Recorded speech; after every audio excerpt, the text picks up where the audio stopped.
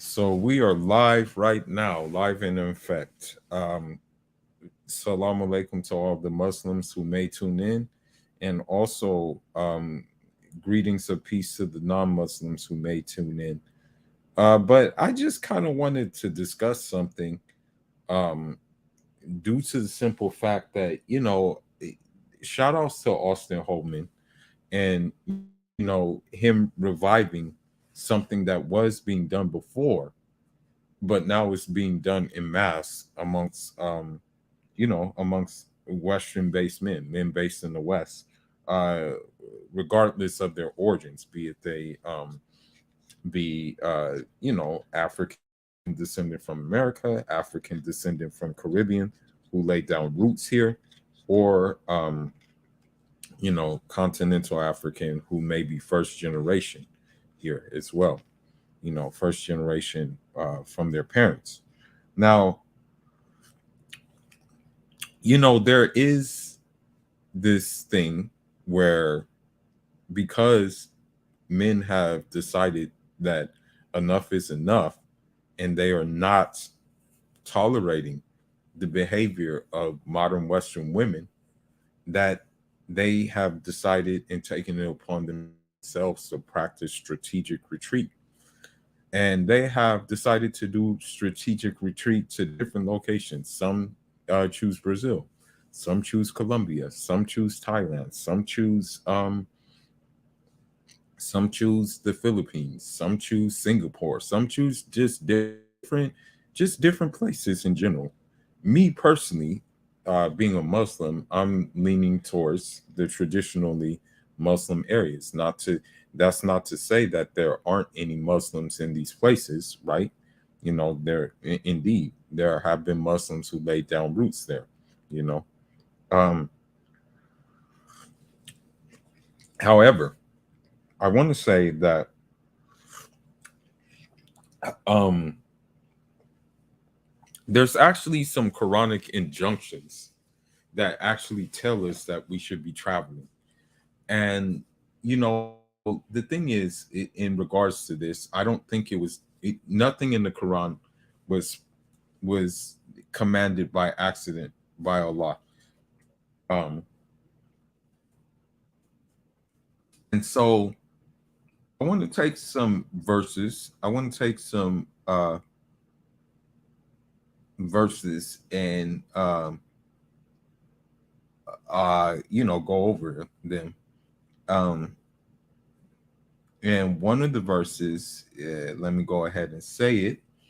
Um, أعوذ بالله من الشيطان الرجيم بسم الله الرحمن الرحيم قل سيروا في أرض فننظروا كيف بعد ما خلق ثم الله ينشئ النشأة الآخرة إن الله على كل شيء قدير. And so that basically means travel through the land and observe how he began creation. Then Allah will produce the final creation. Indeed, Allah over all things is competent. So now we have the instruction of traveling throughout the land.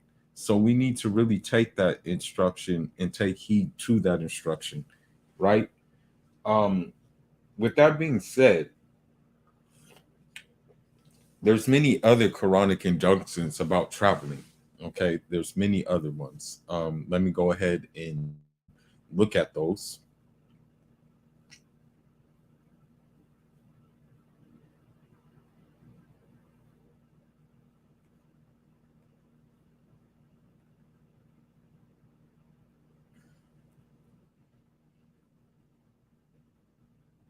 So part of traveling is to read divine messages. Um, have you seen the ships? One of the verses from 30 Surah 31, verse 30, Ayat 31.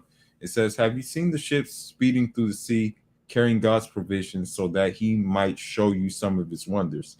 Herein, behold, there are messages indeed for all who are patient and grateful." You may want to travel for business. You know, it says your sustainer is He who causes ships to move on for you through the sea, so that you may go about it in quest of some of his bounties. Verily, most merciful he is towards you. And in the ships that speed through the sea with what benefits man, there are messages for people reasoning. Then, once communication is complete, disperse through the earth, go in quest of some divine bounty, and remember God frequently so that you may succeed. So you see, there's many travel injunctions that we have in the Quran. One of the other ones is, and on that one sees ships plowing through the waves, so that you may go forth the quest some of the bounties that and thus have been caused to be grateful. And you see ships cleave through that you may seek his bounty, that you may be thankful. It is God who has subjected to you the sea, that the ships may run therefore by his command, that you may seek bounty and that you may be thankful. And so one of the thing is that you travel to learn new places. Uh, do they not travel through the earth so that their minds gain wisdoms and that their ears thus learn to hear? So here you have the injunction. It says, do they then not travel through the earth so that they gain their minds gain wisdom and their ears thus learn to hear? So it's saying, Allah is basically saying, and I'm speaking to the Muslim, but also the non-Muslim too. Allah is actually just saying, travel through the earth, or why aren't you traveling? You know, and now, just based on the time that we live in, the period that we live in the gynocracy, the sisterhood, the feminist era. Based on that, now it's even a better time to travel. Now is a better time to basically get your resources together and travel. And of course, I want to show you some. I'm gonna show you some previous history about travel, and then I want to go into some more recent history about why we should travel. I'm going to give you some examples. Um, you travel for recreation. Um, lawful for you is here's a verse. Um,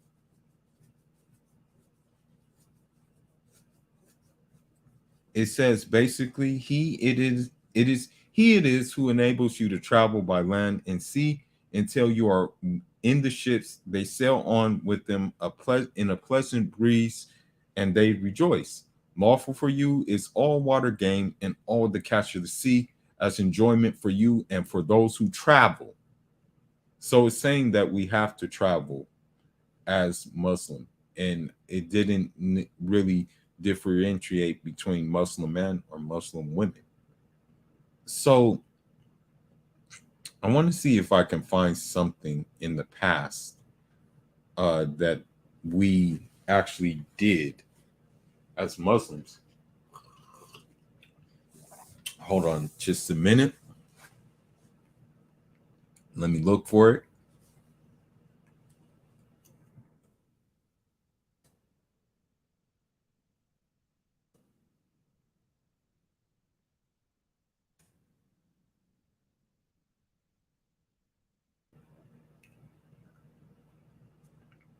Just give me a minute.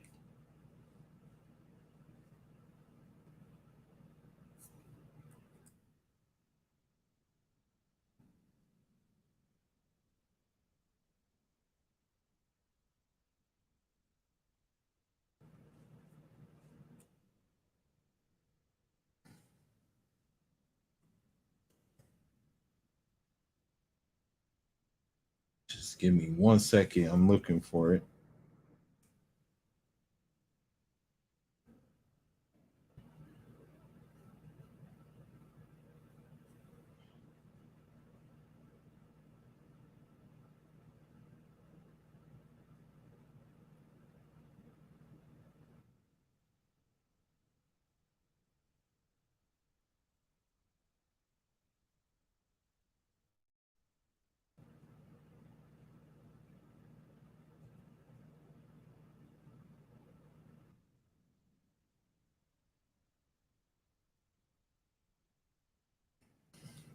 I'll have to look for it. I'm still looking. I just want to highlight a very special individual to me, um, who is from what we know as today as Algeria. Um, when it comes to North African countries, yeah, I'm gonna say I'm gonna go out on a limb and say Algeria is the most based North African country. Uh, they have held a strong line and a strong history of supporting revolution and supporting revolutionary movements, including my own country's revolutionary movement. And so, we know of the anti-black sentiments in North Africa. Um, that being put aside, they have been supportive of many different revolutions, including the Black Panthers. And I kind of can see why they supported these people because of the simple fact that there was one revolutionary by the name of Abdul Karim al Magili, Rahmatullah alayh, who basically traveled. And he didn't just travel within his places, he traveled, uh, he traveled wide. And we're going to go ahead and see. We're going to go ahead and see basically. Hold on. Let me see. I'm looking for it now.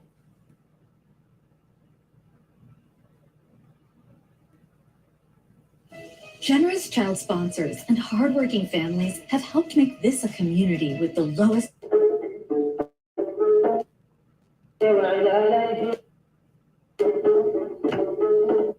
Okay, hold on just a minute. Give me a second.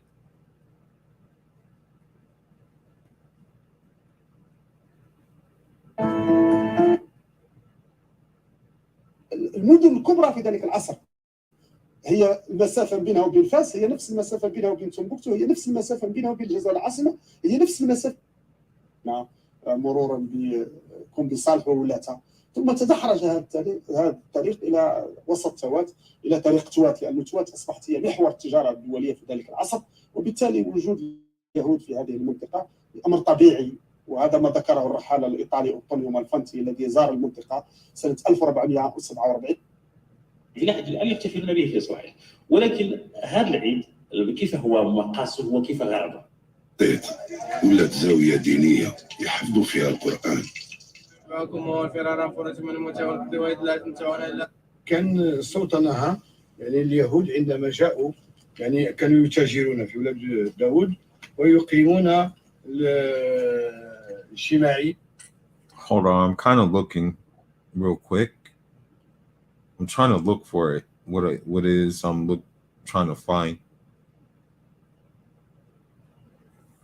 I guess since it'll be pretty difficult for me to find it, I'll just read about it.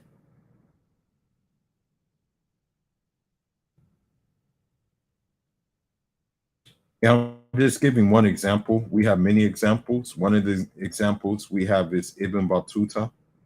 We have Ibn Battuta. We have, but one of the main examples that kind of stands out to me is Abdul Karim al Magili, Rahmatullah alayh. Let's look at his travels, and we can see that this was very much part of being a Muslim, was traveling. Okay, let's see. Let's see. And another thing about Al Magili, um, another thing about Al Magili is that this goes to show you that back in the day there was a cohesion between you know dark skinned Africans, and there was a cohesion between light skinned Africans. Where we went wrong at, I don't know. But anyhow, Al Magili and I don't want to get banned because people will call me anti-Semitic, but put it this way: if Al McGilly was alive right now, he would be he would be getting the armies ready to go to Israel to take back the land. Put it that way. But anyhow, Abdul Karim Al McGilly, he was a Algerian scholar. He came from a Amazigh family called McGilly Mag- McGilly tribe, and the thing is that he he he opposed what was happening in the area. So what he did is there was a lot of Christianity going on there, and there was also Jewish influence in the area. And because he wasn't able to like calm that down, what he did is he traveled to different places like Air, Takeda, Kano, Kasina, Gao, and this is in Black Africa. And the thing is, what he ended up doing is he ended up teaching so many people in that area.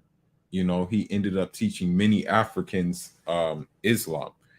So this just goes to show you how important it is to travel.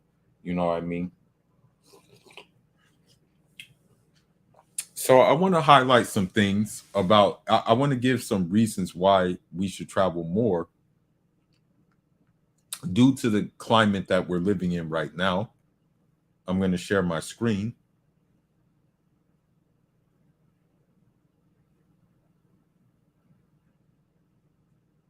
Okay, let me see.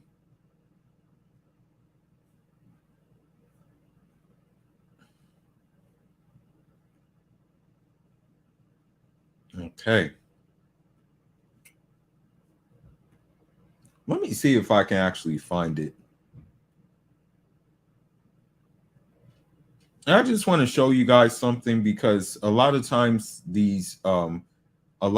what happens is these Western outlets will fool you into believing that there are no black people in Algeria and things like that. And I just want to show you that again, this highlights the importance of travel. That we must like hold the line of travel, basically, because what I'm about to show you goes to show you that yes, there are black people in Algeria, and they have a sizable black population. Most of the population is in the south, in Sahara, because of course, like when you're in the south, you're in proximity to Mali and all of that stuff. You know. Let me show you real quick.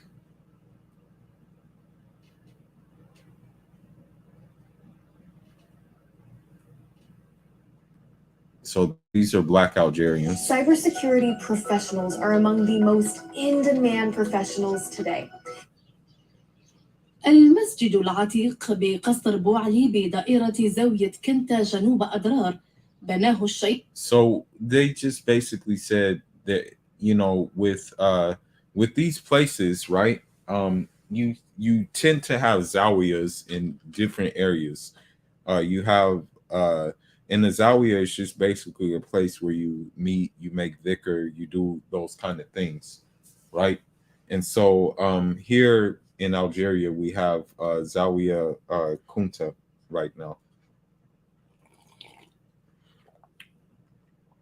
الشيخ العالم الجليل محمد عبد الكريم المغلي التلمساني منذ أزيد من 8 قرون.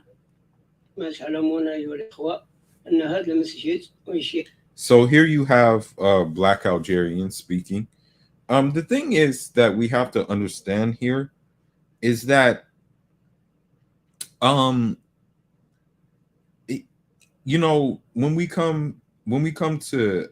it comes to like Arab, we have to really just look at Arab as a language, basically, and we can't really look at it as I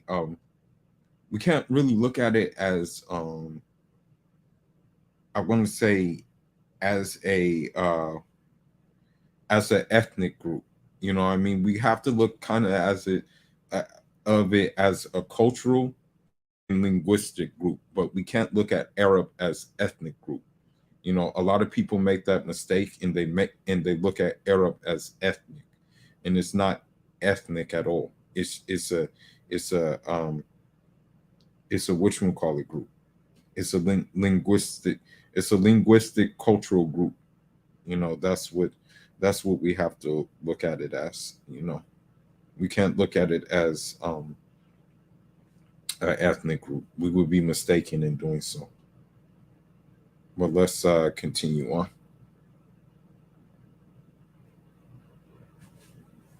فيها المغيلي عندما عجز عن الصعود إلى ما يسمى الدرب، لأنه أول ما قدم إلى هذه البلدة كان هناك في أعلى الدرب الذي يسمى الدرب قديما، ثم بعد عجز عن الصعود إليه بنوا له هذا المسجد الذي ترونه.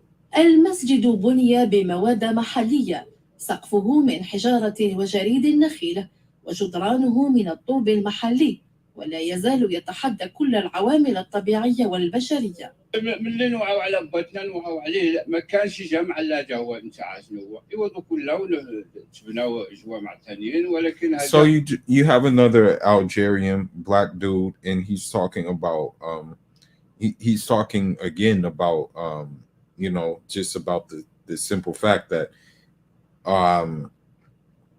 you know, they're celebrating, and they're basically engaging in you know, remembrance of the the Sheikh Abdul Karim Al Magili, rahmatullah alayh.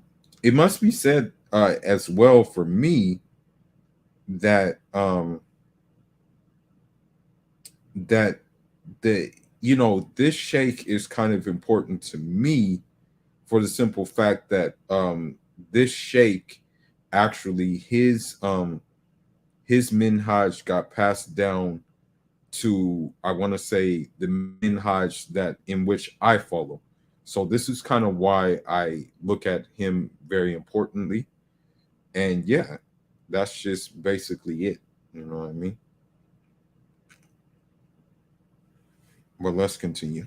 هو القديم وقعد على اثاره مسطح بالحجره. الشيخ بن عبد الكريم المغيلي التلمساني هذا. So you see another black Algerian, jet black. He wouldn't be out of place in in like Nigeria. He wouldn't be out of place in Senegal. He wouldn't be out of place in any of these places, you know. But the Western world never shows you these things, you know what I mean? Well, let's continue. حاضر منطقة المغيلية بتلمسان. هذا الشيخ الجليل الذي كان يعني لديه كثير من العلم والزهد في العلم، هذا الشيخ كان يحارب يهود توات. So basically he's saying, you know, this sheikh, you know, he had a very good, like, high level of understanding. He was also saying that the sheikh was able to refrain from you know, what life, you know, the luxuries in which life had to offer, you know what I mean? And so that's what he's saying as well in regards to this, you know what I mean? So it's very good to revisit these things, you know, but I'm just highlighting it because of the travel aspect, you know, because I think now I'm gonna be compelled to go to Algeria, and I know I'm gonna have to go to the hottest part of Algeria in order to maybe do a ziyara to whatchamacallit, to the Sheikh Al Magili, rahmatullah alayh. And then when I get there, if available, then the possibility of marriage will also be there as well, you know. So yeah, let's continue on. Hold on, just give me a minute. And I'll show you something else too. I'm I'm going to show you one more thing, and then I'll get into the things in which will compel us, that we should travel. We should expand our horizons and not listen to which we call the women, American women, and especially Keisha, in trying to prevent us from traveling. Definitely shouldn't listen to them. It would be a mistake in order to listen to them. You know, that would be a very big mistake. Let me see.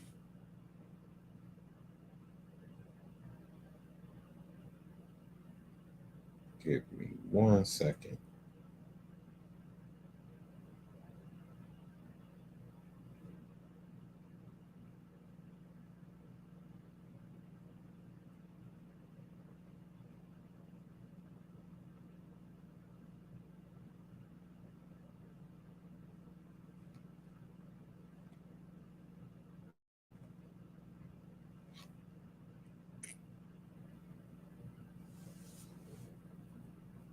Give me 1 second. Okay, so يعني انطلاقا يعني من تلمسان الى منطقه توات. المسجد العتيق معلم ديني وتاريخي وسياحي هام تتميز به المنطقة، يحتاج إلى اهتمام من قبل الجهات المسؤولة للحفاظ عليها.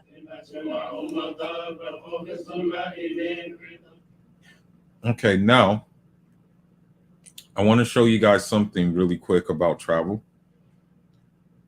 So in regards to Al McGilly, Rahmatullah alayh, because he did lay down foundation in now Nigeria, um, um, it actually led to links to these places. So let's look at the links in which were created. Let's take a look. Give me 1 second. Give me 1 second.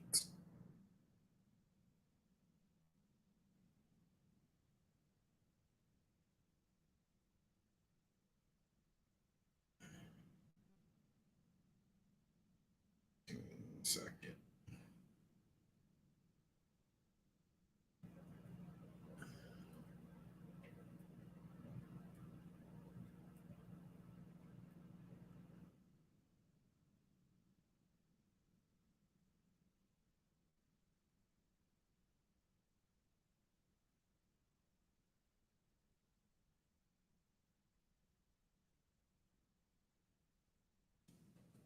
Hold on, let me try to type it in.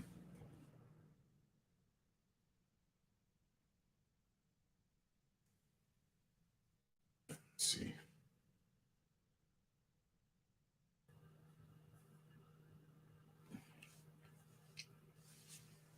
I gotta find it.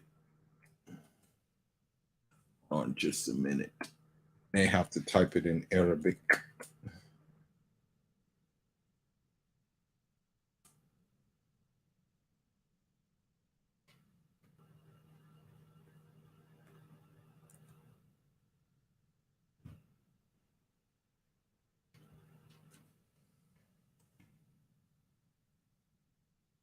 Okay, let me see. I can find what it is I'm looking for.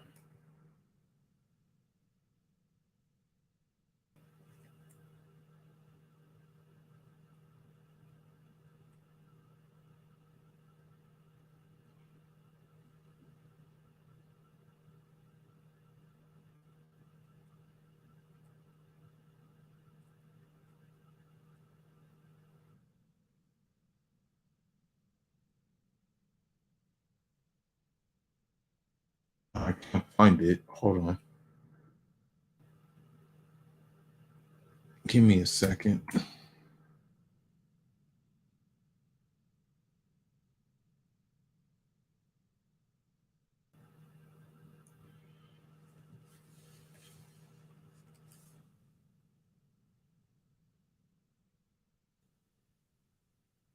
sometimes I be like, I be looking. Okay, looks like I have to look through my saved videos. It looks like I don't know where I put it, but I know I put it somewhere. So I'm gonna look for it right now.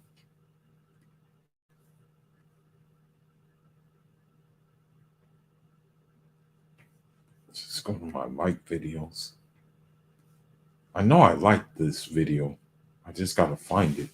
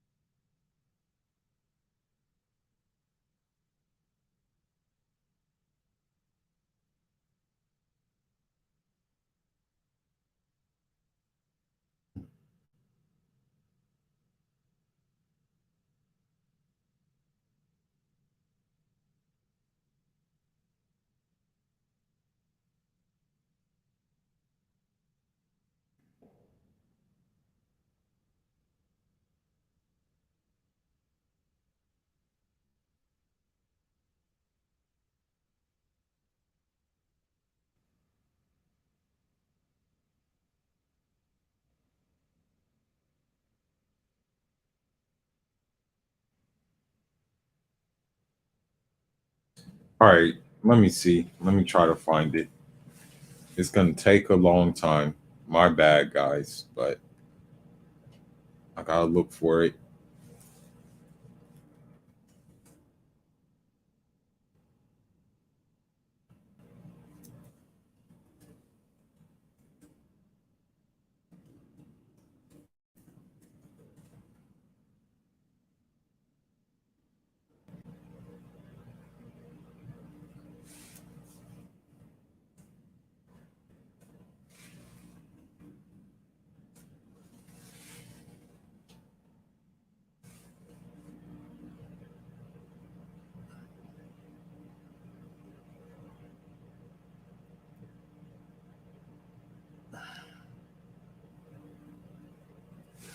Hold on.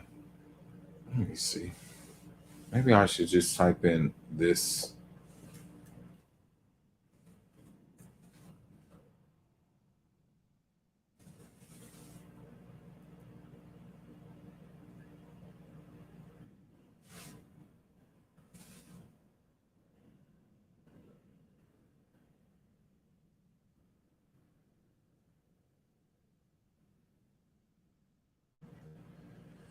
Ah, God, I can't find this anywhere.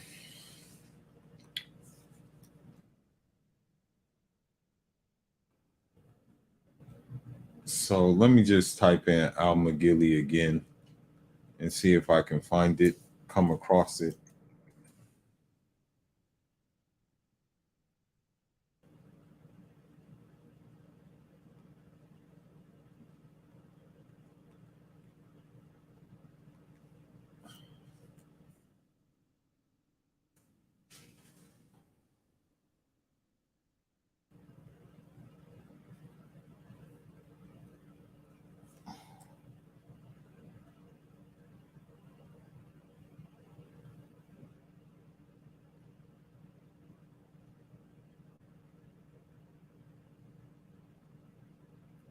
Let's see.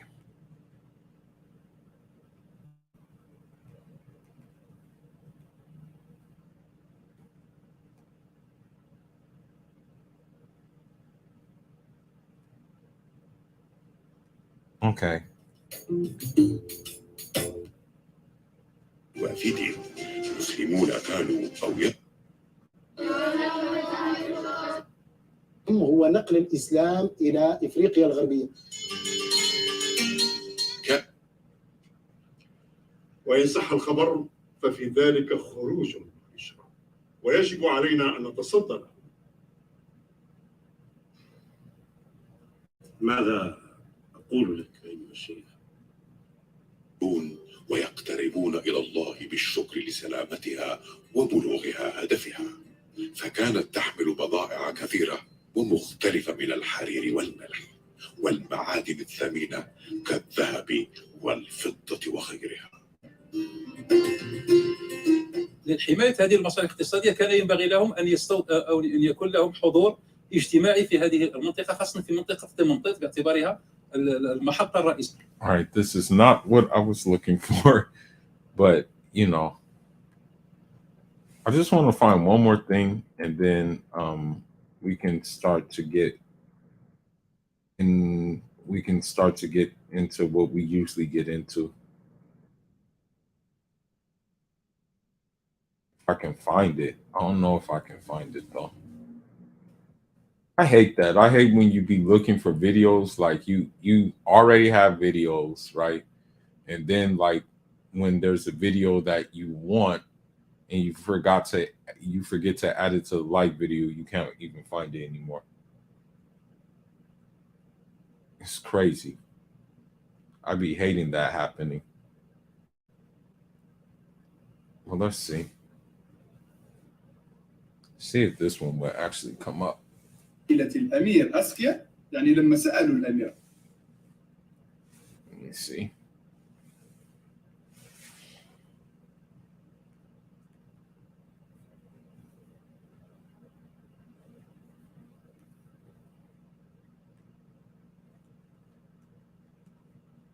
Look like it's not going to come up, so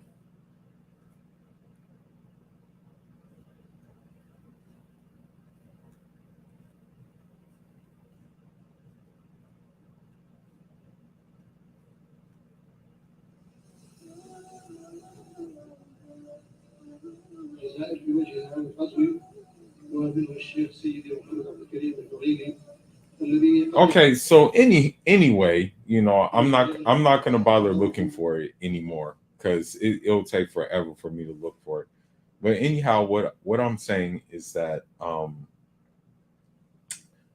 basically there was a delegation that actually went to Al Magili from Nigeria. You know, they actually visited Nigeria to go, pay respects to Al Magili, Rahmatullah alayh.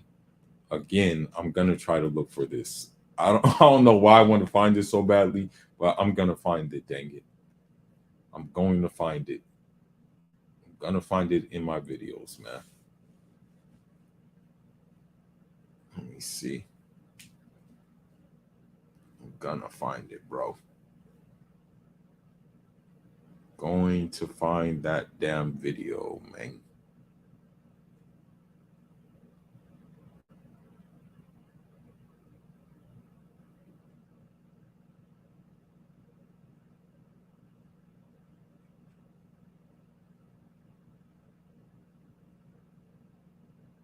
Okay, here it is, right here.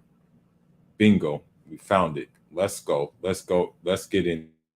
So, in this video, right, you see Nigerians, right, who are actually visiting Algeria to pay their respects, pay homage to Al Magili, Rahmatullah alayh.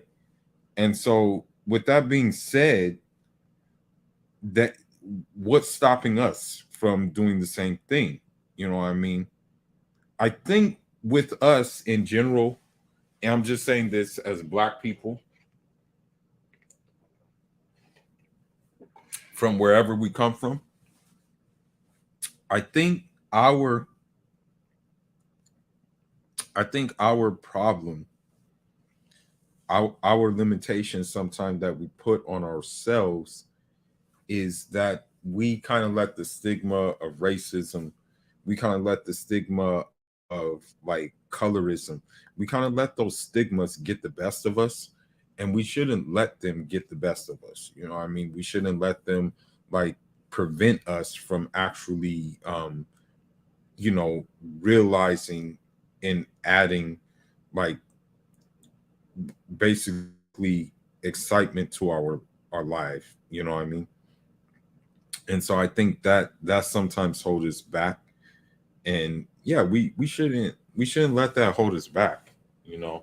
There's no reason to let that hold us back.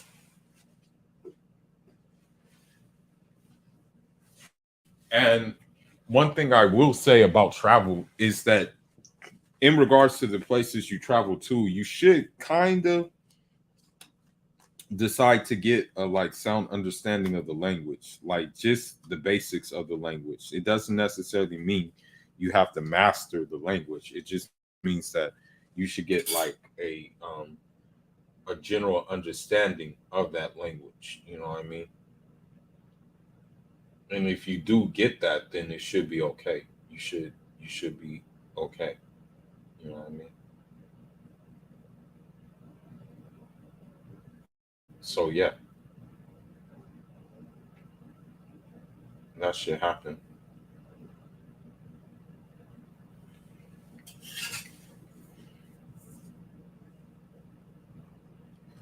Okay. Give me 1 second, guys.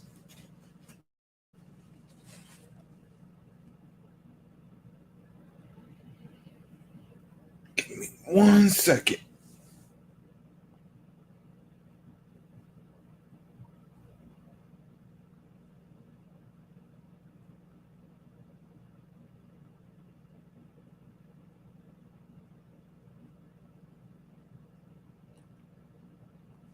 I'm just doing something really quickly. Just bear with me. Just bear with me.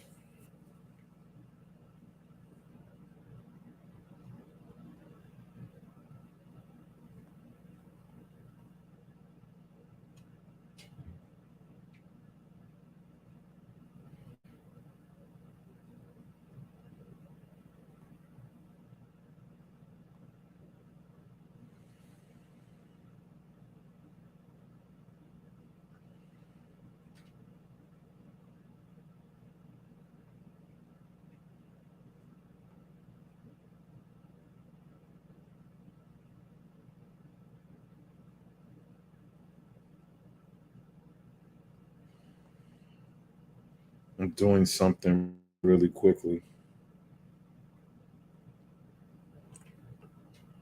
And I'm just gonna play this video and then I'm gonna yeah, we'll begin. We'll get to it. Just handling some business.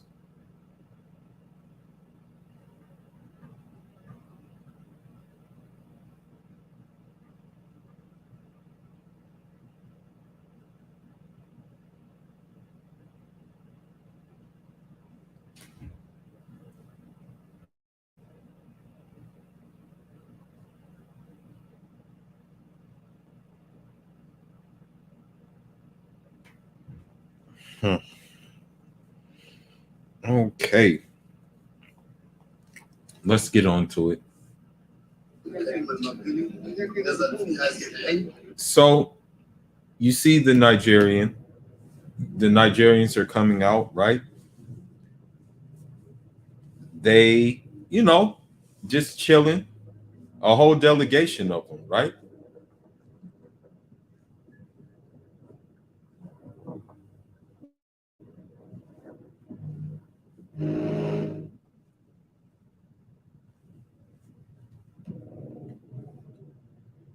Even the Algerian to even honor and welcome him there, he kind of has similar dress to them. Even that the Algerian who came, he kind of has similar dress, similar dressing style.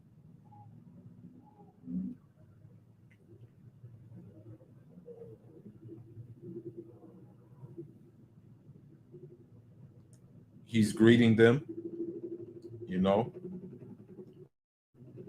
I don't think he wants to hug them due to the corona situation.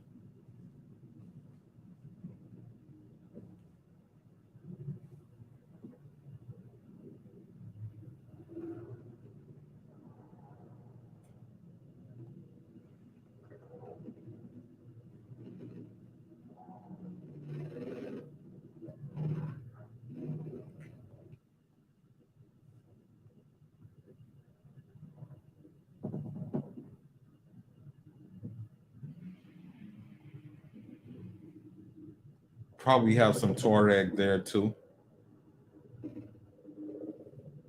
I'm pretty sure you have some Tuaregs there. صلى الله على سيدنا محمد وعلى آله وصحبه وسلم تسليما. أما بعد، الحمد لله، هذا المقدار أو قصر أول ما كان لديه محمد الكريم المقدري. So, one may say, especially among the Pan-Africanists and especially among the pro-blacks, one may say that this brother right here who was speaking the language of the land in which he's traveled to is Arabized, or is quote unquote a coon, is a sellout. Like these talking points may come, right? But could it just be that this brother decided that, okay, in order to communicate in different places, and especially in order to communicate wide and far where my religion is practiced, perhaps a good understanding of the language will be necessary. For example, if you are deciding to go to Europe, perhaps a good understanding of French would help you, since French is spoken in 3 places in Europe. It's spoken in Switzerland, it's spoken in Belgium, and it's also spoken in France. So you kind of killed 3 birds with 1 stone. But let's continue. هي فاريصة، لقة الحوصة يسميها بفاريصة، ولكن وقت دخول محمد بن عبد الكريم المقدري إلى هذه القرية كانت منتشر فيها فساد كثير في هذه القرية. بعد نزوله وتسليحاته في هذه القرية سماه بفان الفساد، أي معنى انتهى الفساد بوجود محمد بن عبد الكريم المقدري. حارب الكفار في هذا المكان وأسس هذا القصر للافتتاح. من الناس يأتوا إليه من كل مكان، من نيجر ومن أماكن كثير، يزور في هذا البلد. أسس هذا المكان منذ 5 قرون وزيادة. بنى بيت ومسجدا وحلوته موجودة في الداخل. وصلنا نشوفها إن شاء الله.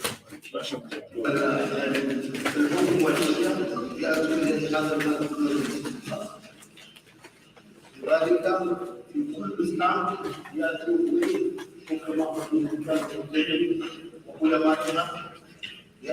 Let's point something else out. Now, you see here, right? You may think, for example, him being a black man and him being in a North African country, you may think there may be some contempt. Like people may be like people may look at him in contempt and be like, well, like that the people there in that country may look at him like, oh, okay, well, who is this guy talking? Like, who does he think he is talking about? Our sheikh. And he's basically telling them, like, hey, this is what's going on. I think actually the delegation actually came from Algeria to Nigeria to visit about al-Magili. But the fact of the matter is, it goes into the thing about travel. They're traveling, you know what I mean?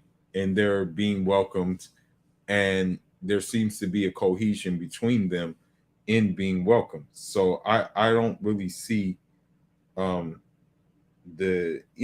don't really see the problem in men exercising their options to travel, but for the sisterhood, it is a problem, as we will soon find out.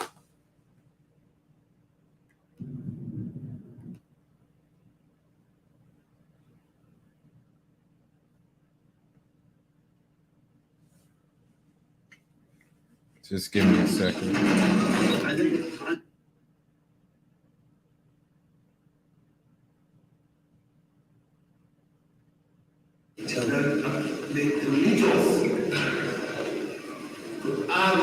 So you see they're visiting, relaxing. He's holding the Algerian flag and what have you. But let's look at some things that have transpired thus far in these social media streets. Let's see. Someone just sent me a video.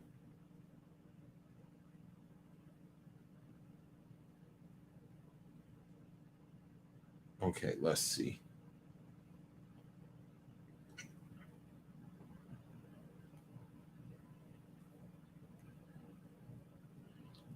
Okay. Let me see.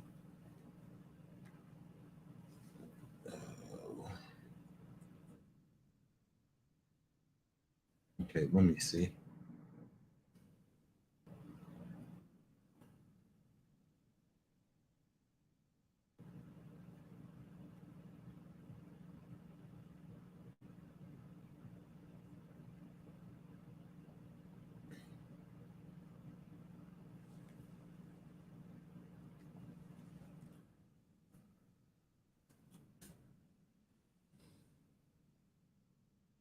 Okay, here we go.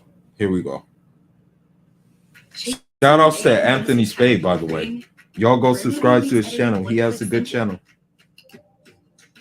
Go subscribe. We can suggest wait. It's your white girl. She knew exactly what you needed to do. Woo, black women get mad when I say that shit. But it needs to stop because this is why you're seeing us run amok and it's not healthy. Ma'am, if you're not fit, feminine, or friendly, then you're not what these men want.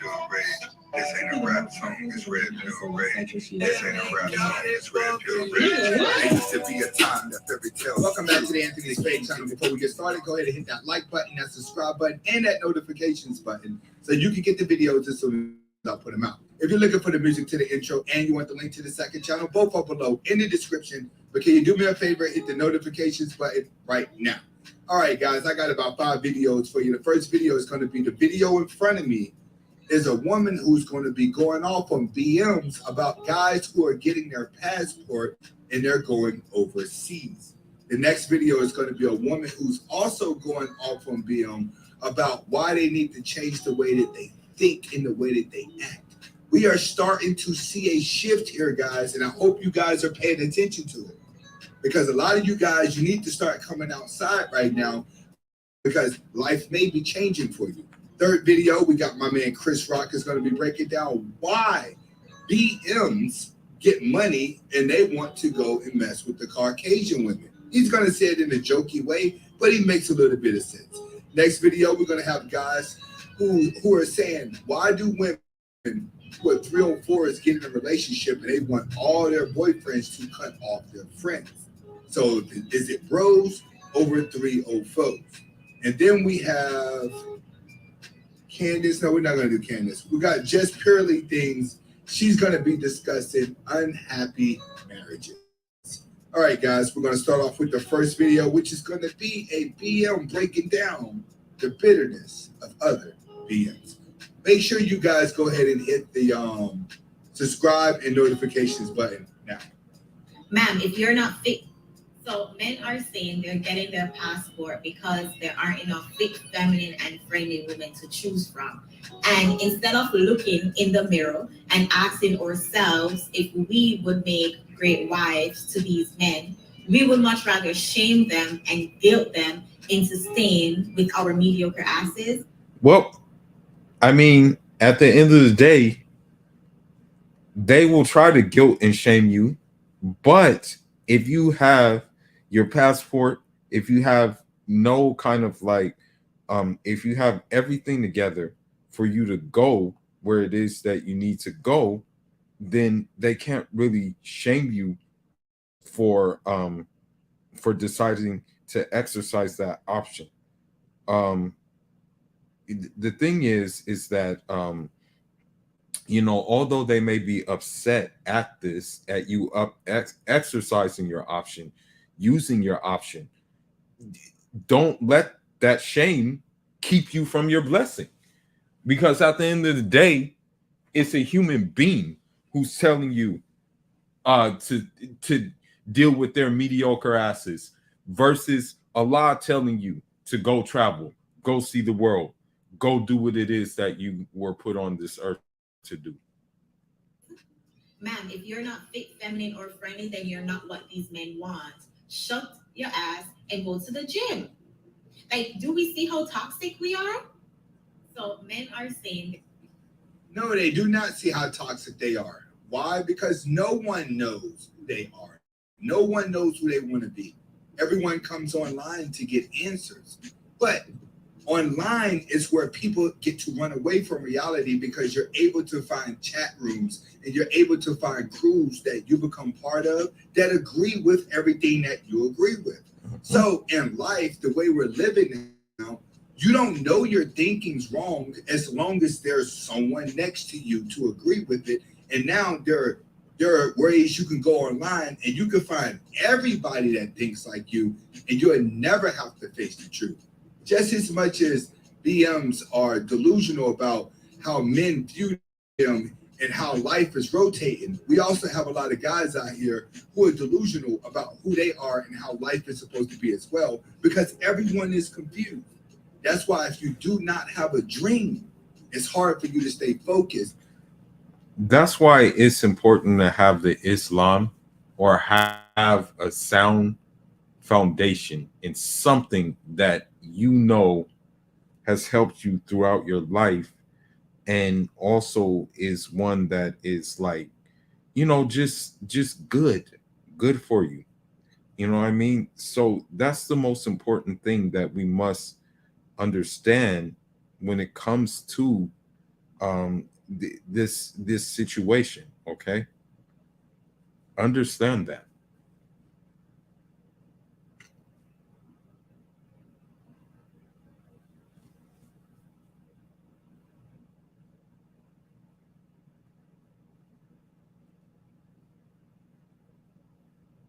Let's continue. And you could become distracted with your own belief system. Right? Next video is going to be another BM, letting the BMs know what's going on. But Black women are above criticism right now. And I don't know why that is or where it came from. Okay, let me see. And raise your son. Let me see. but never know they're doing wrong as long as Okay, let me see.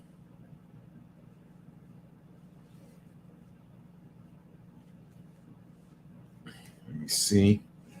Jack is still learning at Practicum to become a data scientist, but already receives job offers. But the thing is, a lot of guys do go over there, but the grass is not always greener. Okay, let me go to some videos that I found. And the thing is about these videos,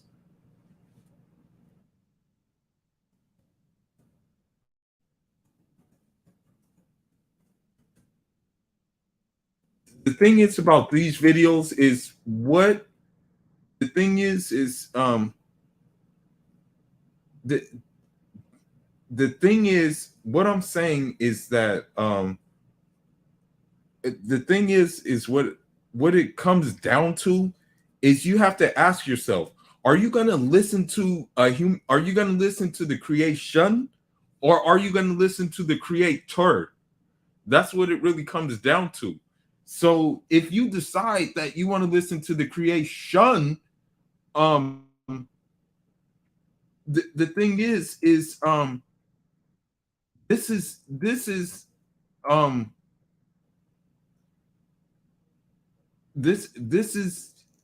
is what it is. This is what it is. Okay, here's another one.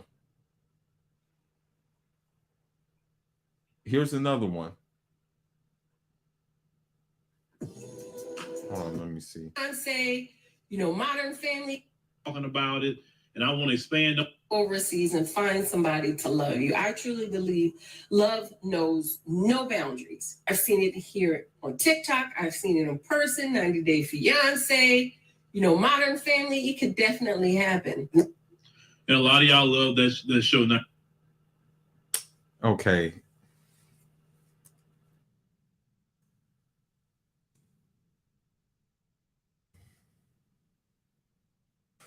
I think I should just go to my go-to guy. Hold on. Okay, here we go. Here we go. I'll just go to my guy. Shout outs to Yes Jonas. Go subscribe to him too. Go subscribe to him too. Please go subscribe to Yes Jonas. Now look at this. Look what I mean? It wouldn't be no. I could go to Brazil and do the same goddamn thing. No, you can't. Okay, I'm gonna tell you what the thing is that if you go to Brazil, all the Brazilian men are just gonna look at you as is something to get flipped. Okay, that is it. That is the only thing you will be looked at. You will not be looked at as a wife. You will not be looked at as a mother. You will not be looked at as a girlfriend. You cannot do the same thing. You feel what I'm saying? I would blend in. You feel what I mean? It wouldn't be no. No, you wouldn't blend in. And the reason why you wouldn't blend in is because they can tell by your mannerisms that you would be uncooperative, you would be combative, you would be disagreeable, and no, you wouldn't fit in. So cut it out. Ooh, where's she from? Nah, I would be in Brazil. You know what I'm saying? Hey, boo boo. Portuguese, you know. You don't even know a lick of Portuguese, you damn puta. So you can just be quiet on that note when it comes to Portuguese. I'm saying, bitch, get on somewhere with this shit. Y'all gonna be mad because we about to cop block on y'all ass. No, you're not, because the women know better, and the women know that there's a reason why that men from the West are going over there. Okay, they know and they understand why. So you're not going to cop block. I'm sorry, you're not. Y'all passport work. Y'all thought y'all was gonna be going down to Brazil. You thought you was gonna be in the Dominican Republic, taking these pictures, trying to throw it in our face. They're not throwing it in their face. They're not throwing it in your face, number one. Number two, they're just showing men that there's another option out there, and that if you decide to take that option, it may save you alimony, it may save you child support, it may save you a nasty divorce, it may save you getting your houses taken from a woman. About how fine their women are. Excuse me, sir. We know they fine. We seen their men. Now you really about to be mad. Their men don't want you. And this is speaking from a foreign man myself, being a foreign man. I never have desired an African American woman in my life, and I never will desire an African American woman in my life. And the reason that is because of the experiences that you go through with them, just for being yourself, just for being who you are. Okay? They just are. I don't even know how to explain it anymore. It's just not even. I don't know what happened, but whatever did, it just took over their body, and it's very, very, very bad. Well, let's continue. You and the bitch will be mad, because that's what the Black American woman is gonna do. Bitch, fuck them. We about to take you. No, you're not. Okay, those men don't want you. Trust and believe. In the very few that do want you, only want you for a green card. And then once they get the green card, they're going to shake. Okay, they're going to leave the next thing smoking, and they're going to get them someone else. Come on, boo boo. You want to go back to America? Fuck them. Keep them. Yeah, so guess what? We'll do a trade. We will do a trade. Y'all gonna be mad as a bitch. Y'all gonna be mad as a bitch. Dumb, dumb, dumb. Dumb, dumb, dumb. That's all I gotta say.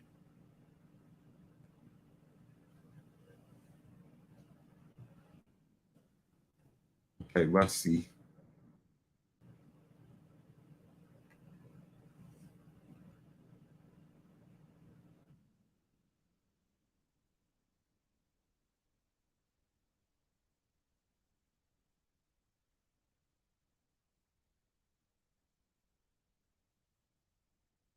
Let me just highlight something really quickly. Let me just highlight something that you guys need to keep in mind when it comes to these women, okay? Keep this in mind, and shout outs to Yes Jonas again for this video. See if I can find it.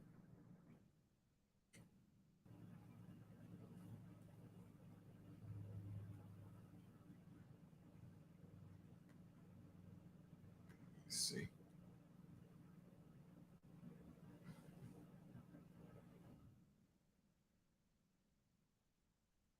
Okay, here we go. Can we compare the reason for travels of a few American men? Yes. Question, why would American men rather date or marry overseas? Western, woman A. Educated, don't need a man, dog mom, boss, single by choice, likes to be right, chooses when to be feminine, get the bag, no accountability. Bingo. And that's all I see here as an African man with the Western woman, regardless of what her background is, regardless if she's a Black woman, regardless if she's a white woman, regardless if she's an Asian woman, regardless if she's a Latin woman. It all works the same way. Boss babe, don't need no man, feminist super soldier, use a man, go ahead and actually take advantage of a man if you can. That's the least he should do for you. This, that, and the other. Fawn, woman B, family structured, educated, full of femininity, raised to be a wife, cooperative, nurturing, emotionally centered. And unfortunately, that woman would be called a pick-me. And the thing is about that is that although she's not a pick-me, although she's done what she needed to do in order to like basically like make her place in the world,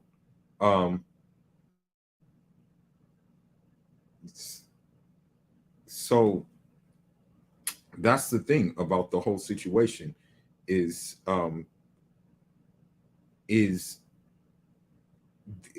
normal woman, an emotionally balanced woman, a woman who understands what her role is, unfortunately will be called a pick-me, which means that most foreign women will be called a pick-me according to the modern Western woman.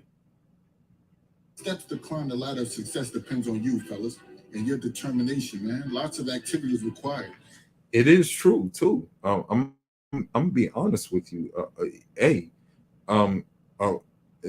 lot of which we'll call it is required for this mission.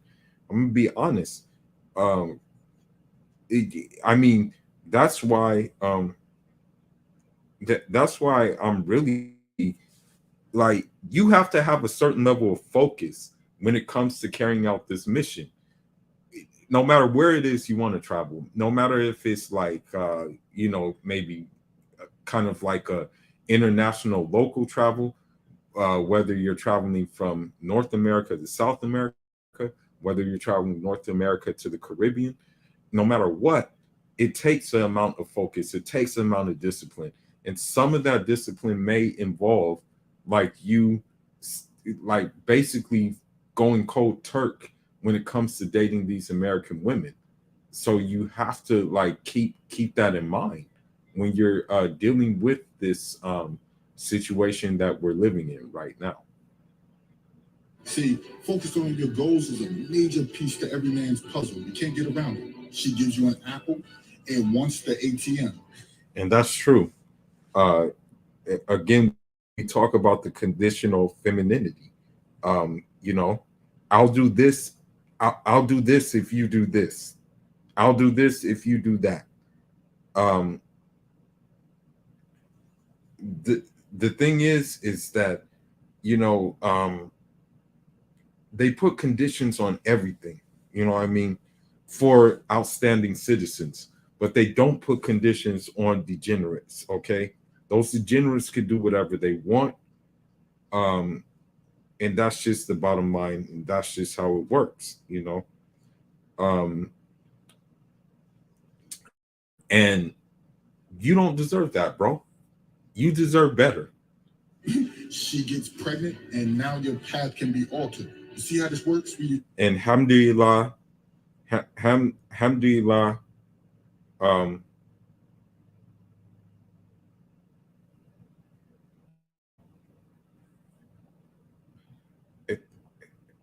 alhamdulillah that Allah with his blessings and with his bounty and with his mercy upon me, I didn't get caught in that trap. You know, I'm not trying to talk about my personal life, but I have no kids over here, alhamdulillah. And you know, alhamdulillah, I didn't make the mistake of marrying over here either. And unfortunately, a lot of Muslim men make the mistake of marrying over here and not taking heed and marrying back home.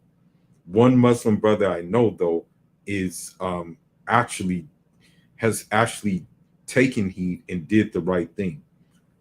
What he did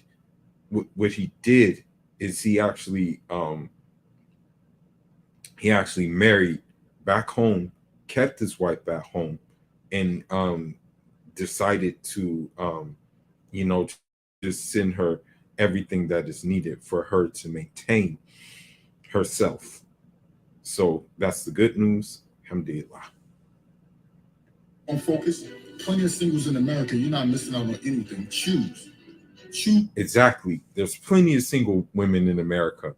And the reason why they're single is because the men that they want already have so many women. And so they just rather be cliffhangers.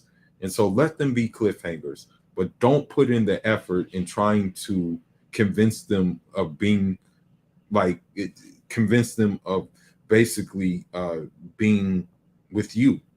You have bigger fish to fry. Okay. You have bigger fish to fry. So go ahead and fry those fish and don't worry about these fish over here.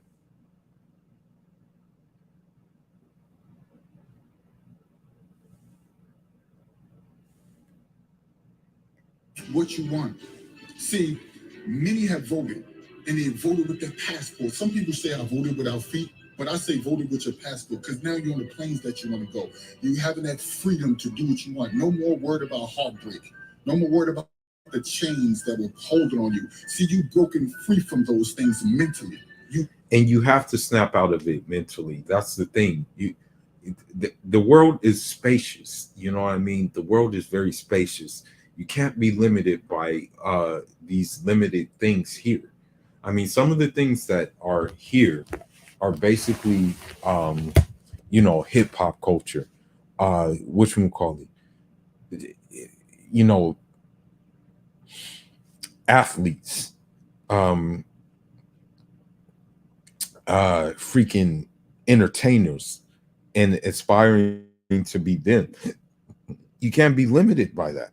Okay, don't be limited by that crap. Okay, Freed your minds, and now you're inspired by people like me. Yes, Jonas, abundance. You see that? You should have it. You should have it all for yourselves. Being able to choose when you want to go, how much money you want to save, contract you made to yourself. You made a contract to yourself, and you've getting help even when you're in positions of agony. Now you can do the things you want. Museums, beaches, everything you want to do is now in your grasp, fellas. See, that's what happens when there's 6 ways to solve your in-passport we trust. See, moving in silence is the best thing. That's the keys to exactly. You can't honestly, with the whole passport thing, you really can't tell those who are close to you what you're doing, because unfortunately, when you do that, it kind of will maybe alter your path, because you're doing something. You're doing something that is, what you would call it. You're doing something that is probably hasn't been done in your family before. That's the thing. You're doing something that hasn't been done in your family. So if it hasn't been done in your family, then of course people are going to come against you.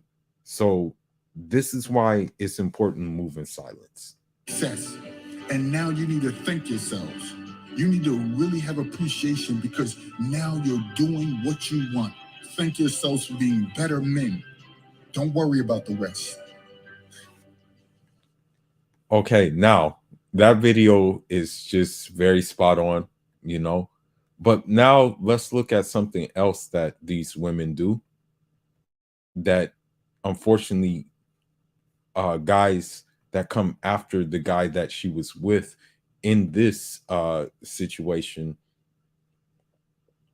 take the blame for, unfortunately. Let's look at it. Just give me a second. Let me pull it up. Give me 1 second.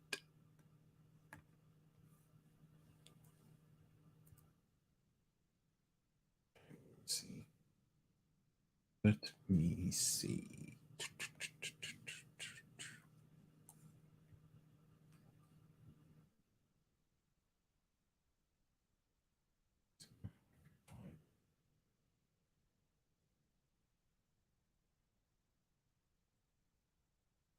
Give me a second. And quick.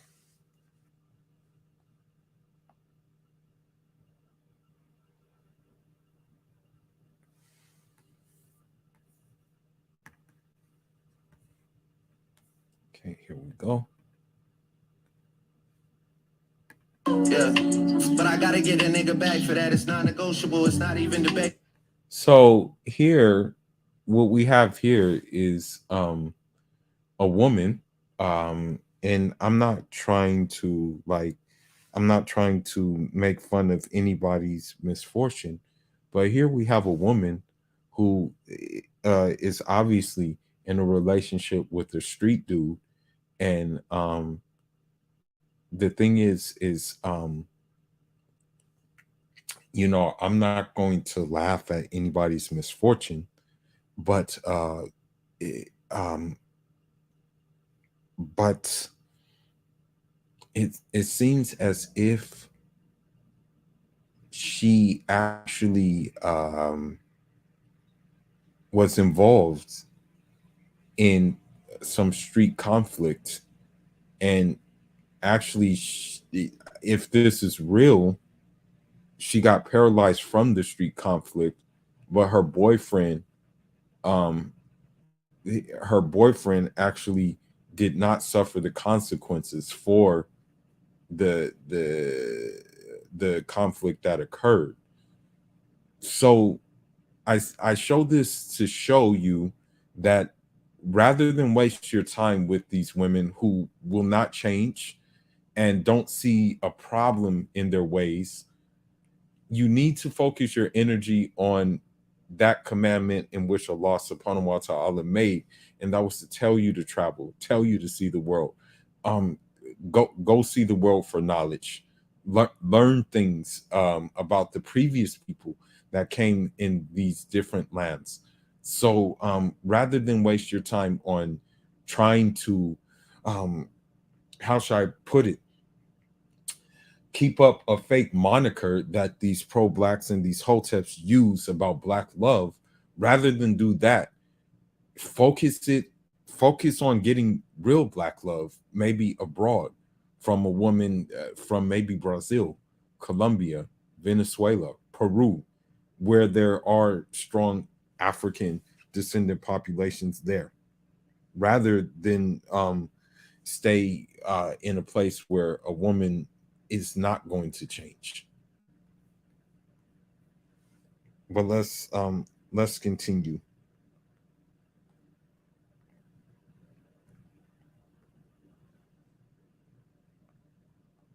Just give me a second.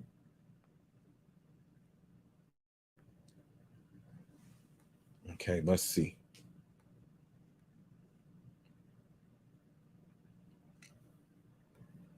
Yeah, it's all good, man. Well, walaikum salam rahma, bro. Don't worry about it. Alhamdulillah. We'll continue to go a little bit more, inshallah. You know, inshallah, we'll continue to go on a little bit more. Um, you know, I just went over some things about. I'm just gonna basically sum it up. Oh yeah, definitely, bro. Listen, there are people who are hating on what's to be done, but here's the thing, brother. I said it earlier in the live. if we don't travel in a way, we're kind of disobeying Allah subhanahu wa ta'ala because he told us to travel. You know, the fact of the matter is we have to travel to go to pilgrimage, right? There's probably going to be places that we're going to want to go along the way, or maybe even go when we get back. So traveling is an obligation for, in a way, if we're able bodied to, we're able to travel. You know what I mean? We have to, brother. I'm going to show you why we have to travel too, because I read many Quranic verses. I can even look at hadith that show that we should travel. You know, hold on.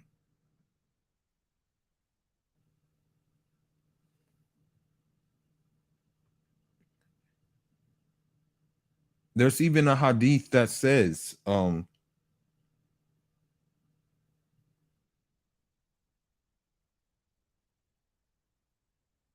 on.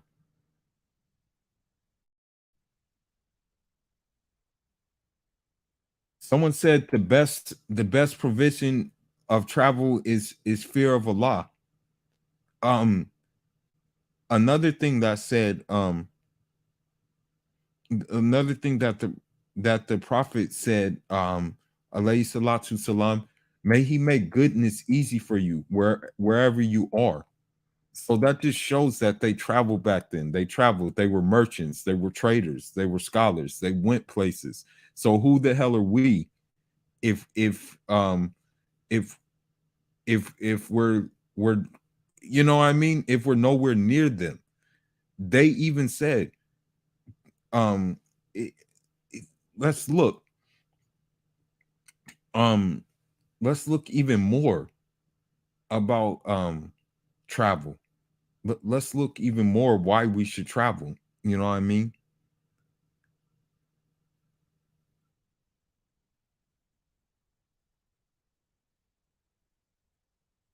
Inwardly, we should travel for spiritual growth, but also um we should travel to different places. You know what I mean? uh Traveling helps, is humbling. It helps us practice humility. It often provides you with that much needed spiritual renewal. um when work, earning, surviving becomes your entire being, it becomes easy to miss divine beauty and lose touch sight of his creation. When you travel, you actively seek it all. You want to visit every mountain, forest, desert, sea, all in um and things like that. Rumi said, lose yourself in awe when one beholds the wonders of God, abandoning the pride that claims the ego, and whatnot. So we have to travel. You know, this is something we have to do. You know, who should we listen to? Who should we listen to? Should we listen to Allah, or should we listen to the creation? That's the thing. Let me see if I can find something.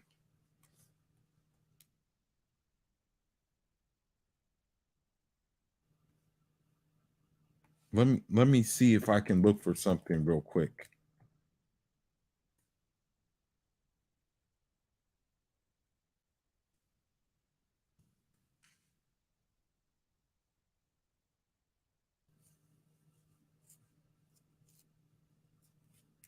Hold on, let me see.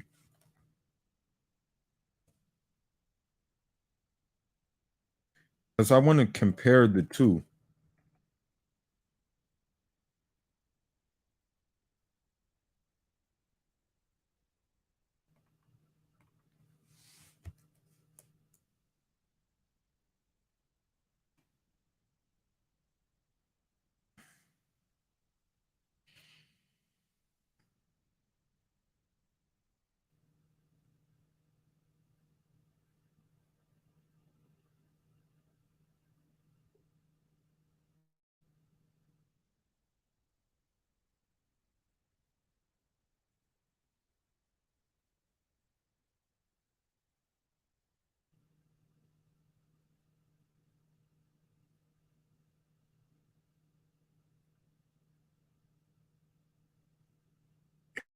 see if I can find it.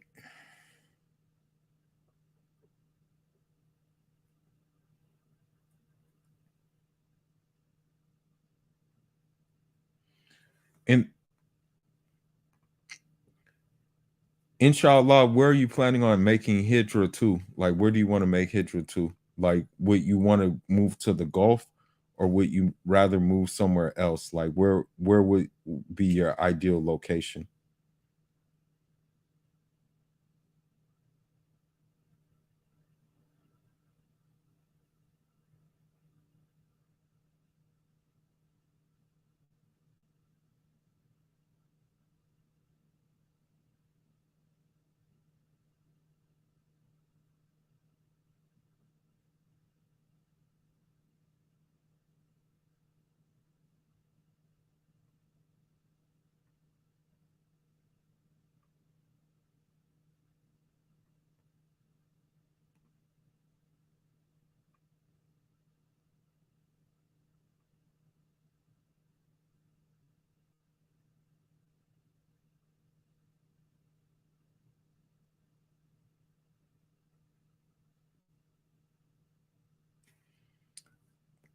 What?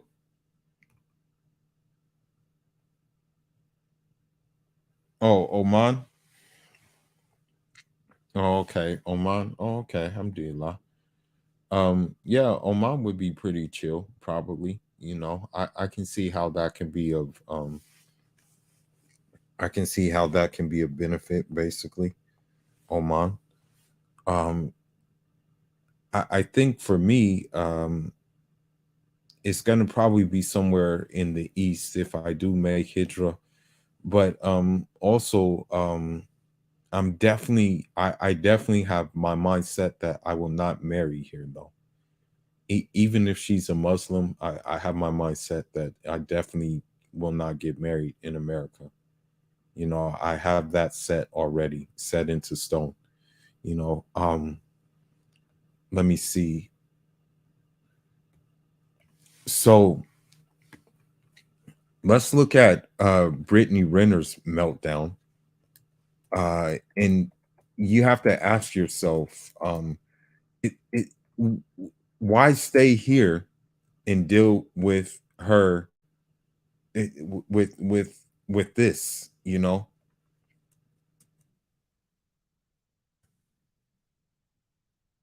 let's see.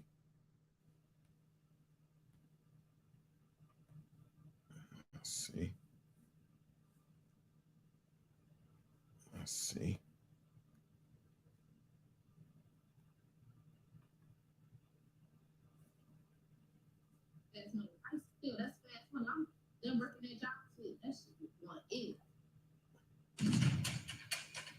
Am I going to get a job with SB Academy?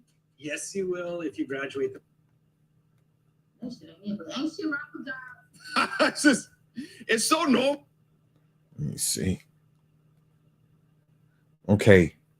Therapist claims she was fired after her video criticizing. So you have to ask yourself, why deal with this? Why deal with this?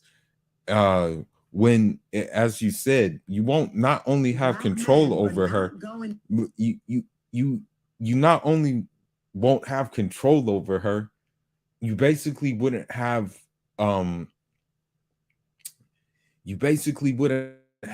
how should I say it, peace with her. You wouldn't have cooperation with her. You wouldn't have any of those things, unfortunately, because she doesn't believe in those things. Those are the things that have never been a part of her since the old times, right? In the therapy on TikTok went viral. Watch this video. Don't you want to be able to communicate with your? I think yes, right? So ask yourself, why would you want to even go to a therapist who talks in this way? You have to ask yourself, like, if you saw this therapist and you were thinking about therapy, which I don't recommend to any black dudes in the United States, because it could be used against you, and they'll use it to make you vulnerable vulnerable. And so this is the thing. You can't fall for the okey doke. That's the whole thing. Why would you want to go to her? Long gone are the days. All the therapy you need is probably going to be overseas with a woman who's submissive, kind, fears God, and knows what to do.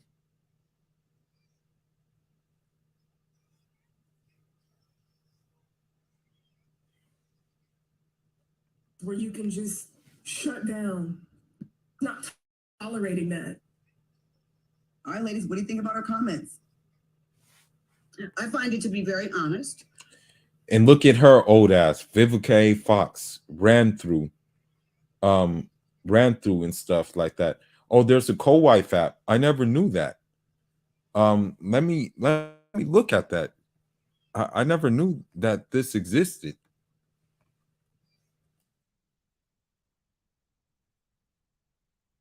Let me see.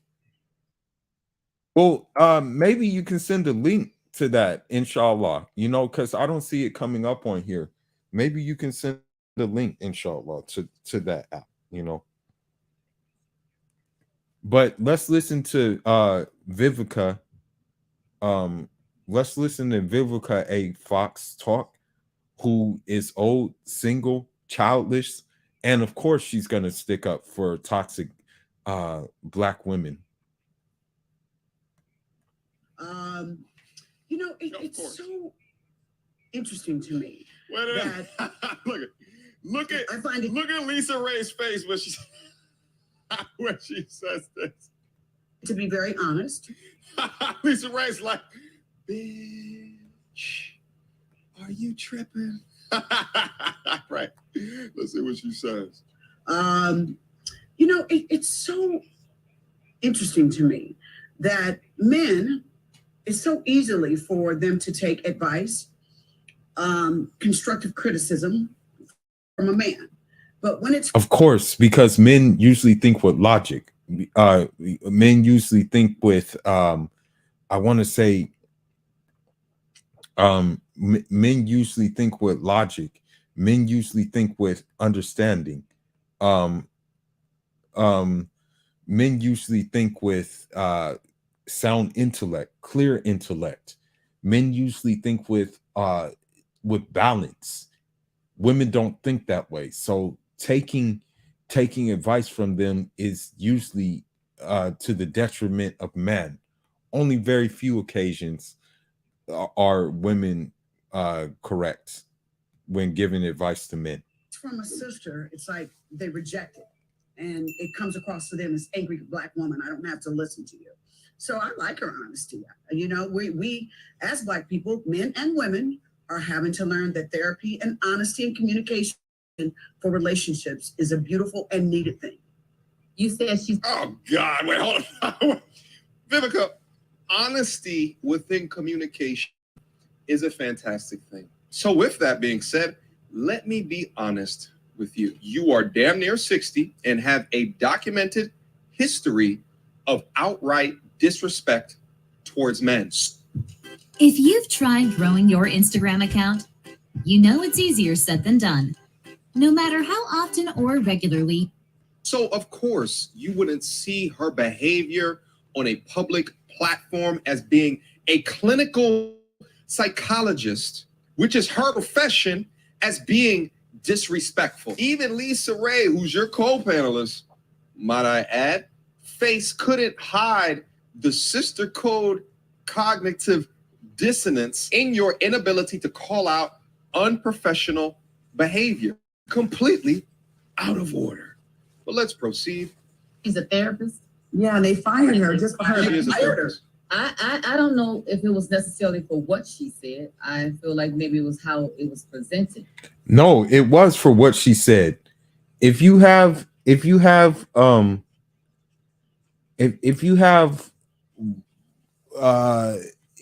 let me see. If you have like mostly black, because she said she had mostly black American clients, black males. If you have that kind of response then what do you think's gonna happen? Uh, Okay, if you're saying these words.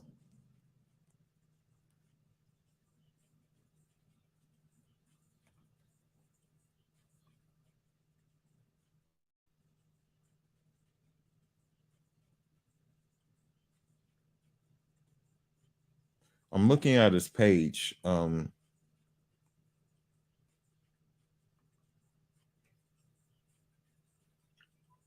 There isn't many women open to polygyny. Wrong. They'd rather stay single until she can't even marry anymore. Why? No, there's just, would you ever expect to be the co-wife?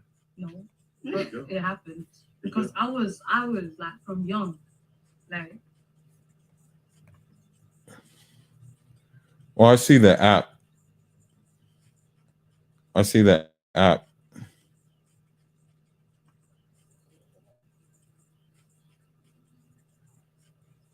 But it's only for which one. I can download it on my iPhone if I decide to. Maybe I'll download it on my iPhone, inshallah. Maybe I'll do that.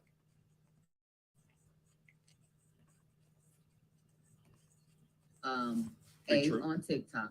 B, not as professional because she was dressed I'm gonna with leave the ring. the boobs, so it was almost like her. Okay, and that's another thing. Why would you wanna go? Why would you want to like go to a professional who's who's dressed like that? Why would you want to go to what you call it, a therapist that's dressed like that? You know, she had her damn thing hanging out. Like why should you want to do that? You know?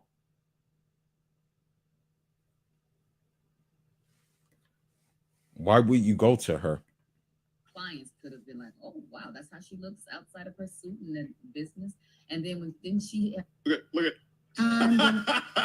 And here's why. You were discussing, you want to communicate with your B. a lot of people judge that, but it's like when you have to, you can't rely on. And then Brittany Renner, the Jezebel of them on. What lady that pretended to be a man? But the Jezebel of them all, Brittany Renner, $2,500 is more than enough for child support. It's just the problem is she wants money for herself. She doesn't even necessarily want money for the kid. She wants money for herself. That's where the disconnect happens. And your child's father to provide for you, so you have to make a way. Yeah, you know. So it's like I've never been about money. It's never been about that. Of course it hasn't. That's why you said the easiest way to get someone is to get an NBA player because they don't use condoms. Of course it hasn't been about money. Of course, you posing with nothing on for your book hasn't been about money. The fact that you came out with a book about these things hasn't been about money. The fact that you talk about a podcast hasn't been about money. But it's like, especially me not getting 200,000, which people always say that, which is like I'd have all my homegirls get pregnant by him. That's what was on the tablet. That was what I don't know for whatever reason. I don't know why that number, but it was that number. But it's like I provide for my child. Yeah. I get $2,500 a month. But I know I need to do that. Here we go.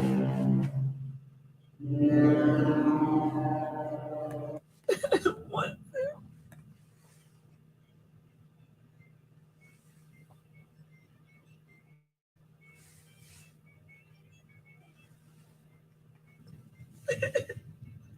I don't see any tears coming from there. I want you to notice something.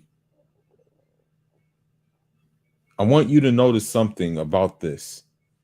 Every time you see a woman shave her head, color her hair, major tattoos, major, like basically these kind of signs, I want you to understand that they're freaking done. Stay away from them, especially with the colored hair. Okay, the colored hair is a clear sign that they're done. The bald hair head is a clear sign that they're done as well. So you must stay away at all costs. And that goes out to any man, any self-respecting man.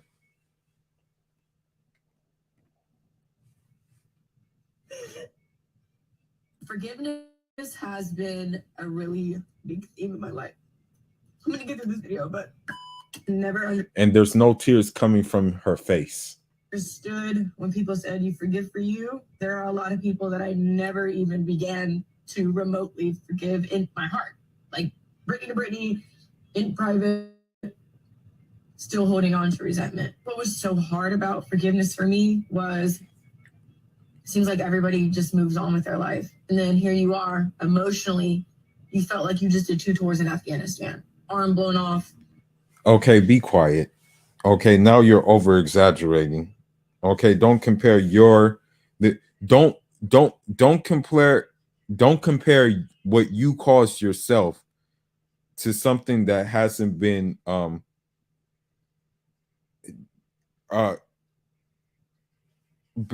that has nothing to do with Afghanistan. Okay? So you can stop it now. You can quit. You can cut it out. Okay? Forever changed by the events that happened to you. There's an acceptance. Did she just compare her life to a war veteran? It's part 2 where there are some apologies you'll just never get. And you have to validate yourself. I choose forgiveness because I don't want to keep looping in the same story. Because that same story, like the stories that we tell ourselves about our lives, are the same stories that keep us captive. The things that happen to us shape us, without a doubt, but they don't define us. They definitely defined it you. That's why you're known as the 304. That's why you probably will never attract any other guy that has his stuff together, has a big bag. And if you do attract that, it's unfortunate that he has something wrong with himself psychologically. But other than that, you're pushing 30, probably past 30 at this point. So basically, what you have done does defy you, and it definitely defies you in the eyes of other men, in the eyes of men. So please, you made your bed, now lay in it. Your wounds, your war wounds, it just means you showed up and you fought. And that's something to be proud of. Brittany, please turn off the video and go get a therapist. It's crazy how that psychotherapist. She won't get a therapist. None of these women will get therapists. A lot of these women are on pills. There's something else that was quick to call out men, but how many delusions has caused her messy life? Instead of stepping back, there's something else that you need to bring to the limelight of the whole situation. Women, and I've seen this happen actually firsthand. Women who are on birth control like softer men. Women who are on birth control like men who maybe look soft, look like, I guess you can say, look a little bit like they really wouldn't pose a threat to anybody who decided that they were going to challenge them or anything of that nature. So let's look at let's research that and see if there was any truth to that, because someone brought this to my attention when I was actually surfing through TikTok. One guy that I know who actually is speaks the facts, despite maybe being in the crosshairs due to him speaking the facts. Actually said this. He actually said what we're about to basically see.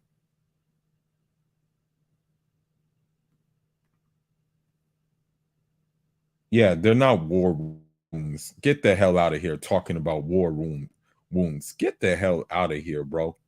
She is crazy for saying some crap like that.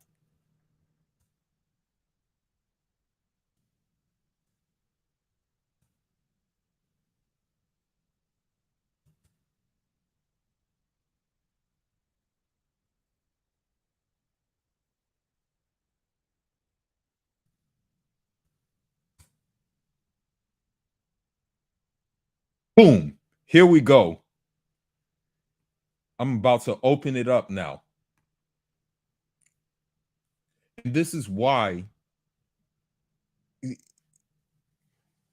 you have to understand something with this gender war that we're in. Okay? There's twofold to this. There's the fold of feminism, right? There's the fold of my body, my choice, which basically good evening. Good evening. Welcome to the channel.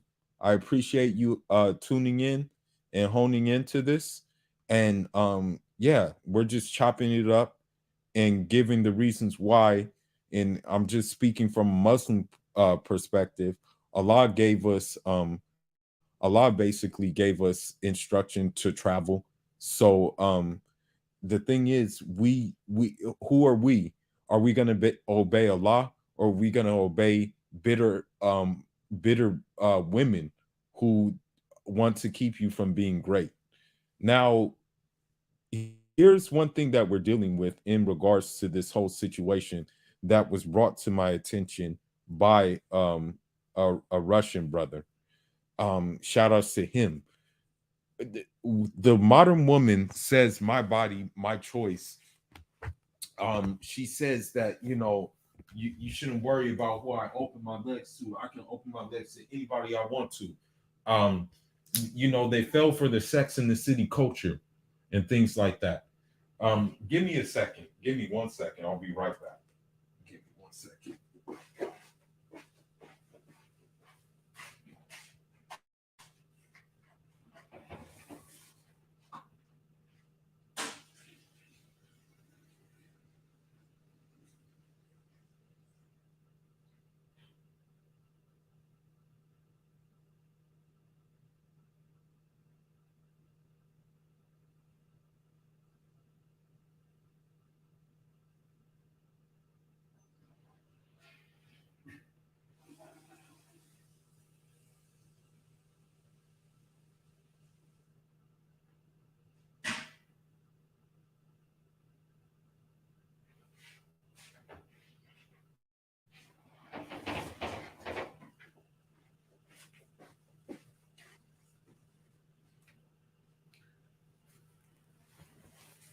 Now, let's read this article and see what really happens.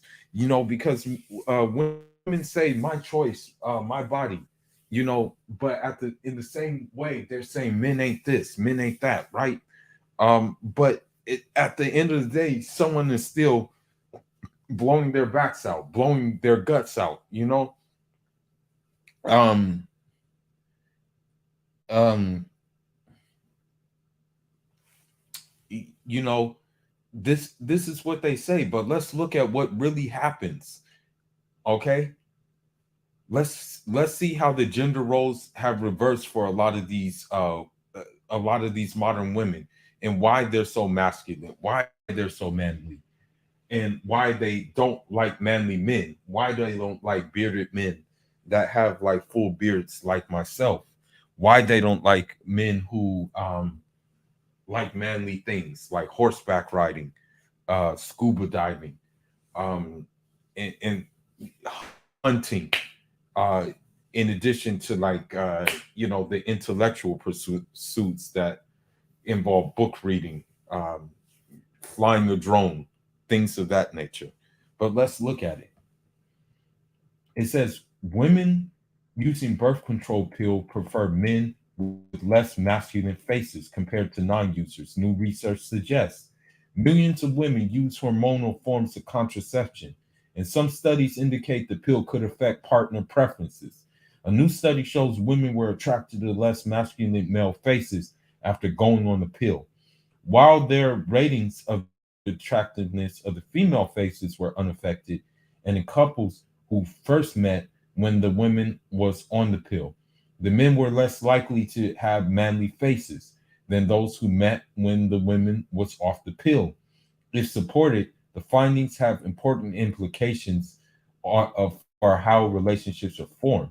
Many factors can influence human attractiveness. Some research suggests that a preference for masculine or feminine traits may be linked to genetic benefits or a couple's offspring, such as strong immune systems. And a few studies have found women prefer more masculine traits during the fertile phase of their menstrual cycle. The new study investigate how the in pill yeah, the pill affects these preferences. The study detailed online March 23rd in the journal Psychoneurology compared the romantic preferences of straight women from ages 18 to 24 who were taking oral contraception against those who were not. Researchers showed that women composited images of young male and female faces, which could be manipulated to appear more or less masculine, like cheekbone prominence, jaw height, face width. Scientists then told the participants to alter the male faces so they were more attractive for either a short or long-term relationship, and to alter the female faces simply to be the most attractive. The women were tested twice, once when none of them were taking the pill, and again 3 months after some began using the pill. The women themselves decided whether to join the pill taking group or not. When women were taking the pill, they preferred less masculine male faces with those narrow jawbones and more rounded faces. For instance, than before they started taking the pill. The results showed being on the pill had no effect on preference of masculinity in female faces. So you see that because these women are taking the, you see that you see that because women are taking the pill, that they say toxic masculinity, they say, oh, you're a misogynist, they say all these things, but at the same time, they themselves have become more masculine. They themselves have become they themselves actually challenge you. um they themselves actually challenge you if you it- I guess you can say they challenge you if they feel like you're more masculine than they are. That's the thing. They challenge you. And so with that being said, you have to understand that um this is you know uh this is what happens. This is what we're dealing with right now. I think I'm going to try to pull up an example, and it's no disrespect to this individual. He can't really help how Allah created him. um but um I'm going to download this right now. Um and I decided for myself. um I decided that I was personally not going to deal with. I decided that I wasn't going to deal with this woman, although she was close to she was from my country. She was from Cape Verde, but again, she just had so much damage, emotional damage, and also, um, although she had questions about Islam, I knew I knew it was just fake, and I knew that she had no intentions on really taking the Dean serious. So I cut her loose. I put her in the friend zone, now, unfortunately, she's obsessed, but at the same time, I ghost her all the time, you know. Um, so what happened is, so let me see if I can pull up what and she, now mind you, her significant other is on the her significant other is, I guess you can say, kind of not really masculine looking, and she was on the pill. She even explained that she was on the pill. So let me see if I can pull this up right now to my to the computer, and let's see. Okay, let's see.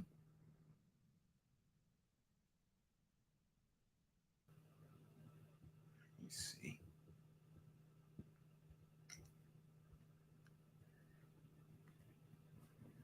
This is her, and this is him. You can tell that even with the facial hairs, that this guy is soft as rock. That this guy is soft as cotton. No disrespect to him, but you can kind of tell, that this is just what it is. But the thing is, she was on the pill. She told me she was on the pill. She told me what she went through when she was on the pill. And I think that article just pretty much sums up what she's going through right now. You know, so again, um,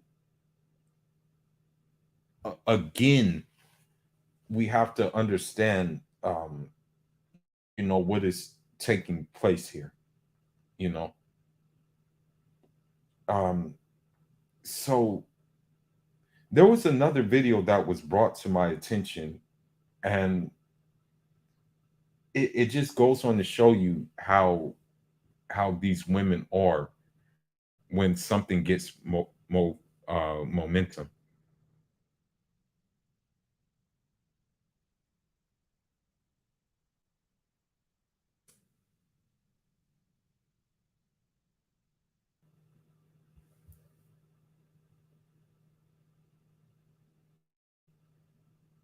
Now, you have to say there's something that's happening in Sweden right now. There, there, there's something happening in Sweden right now. Okay, this is continually happening in Sweden because they won't straighten up. Their women won't straighten up.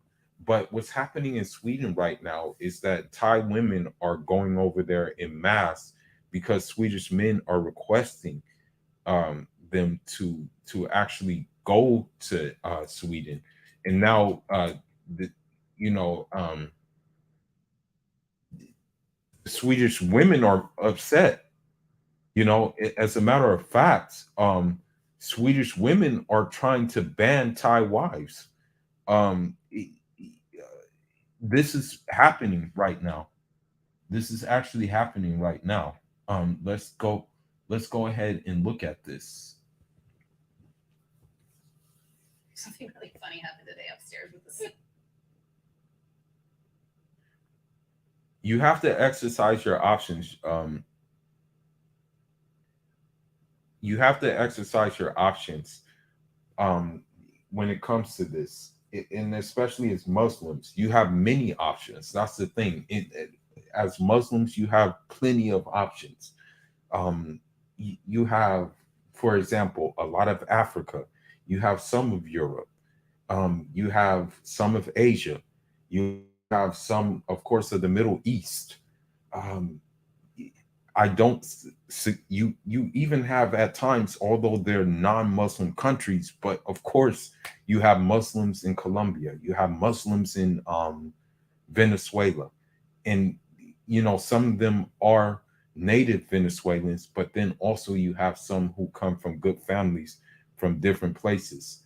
So you should never ever feel bad about exercising your options, and you should also never feel bad about letting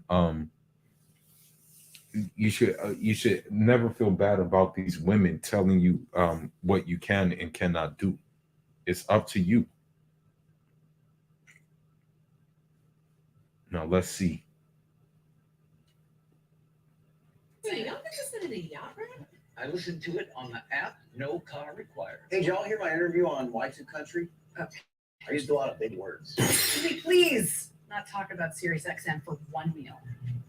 Looking for feedback? Create a type form, a form that flows like a conversation. Last year, female governor. Oh my God. Bruh, you can't make this shit up. That's it right there. Boom. We can start right there. I don't even got to go any further. As soon as you said female governor, I knew what time it was. 'Cause what did we read off at the very beginning of this? Swedish governor wants limit on Thai women marrying Swedes. And look what we got here, guys. A female governor. I wouldn't be shocked if this female governor is probably single. Probably got a cat, dog. Gentlemen, I want you guys to understand something that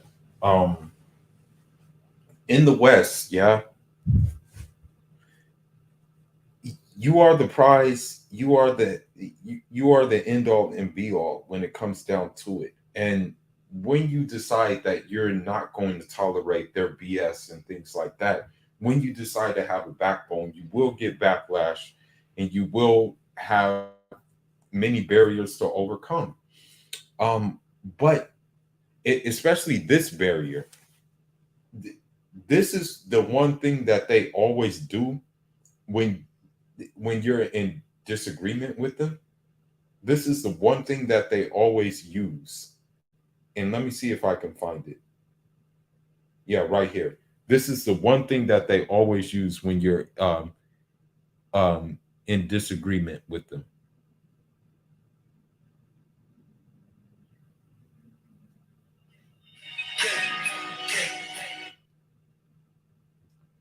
Just listen. I've been called this many times for disagreeing with them, for not calling them queen, for not calling them goddesses. Listen.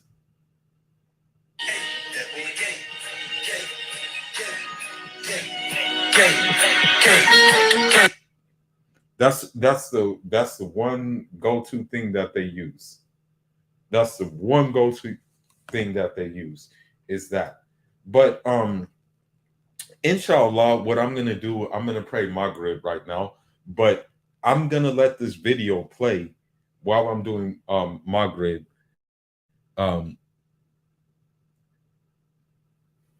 Yeah, don't even deal with the corrupted Western Muslim women though.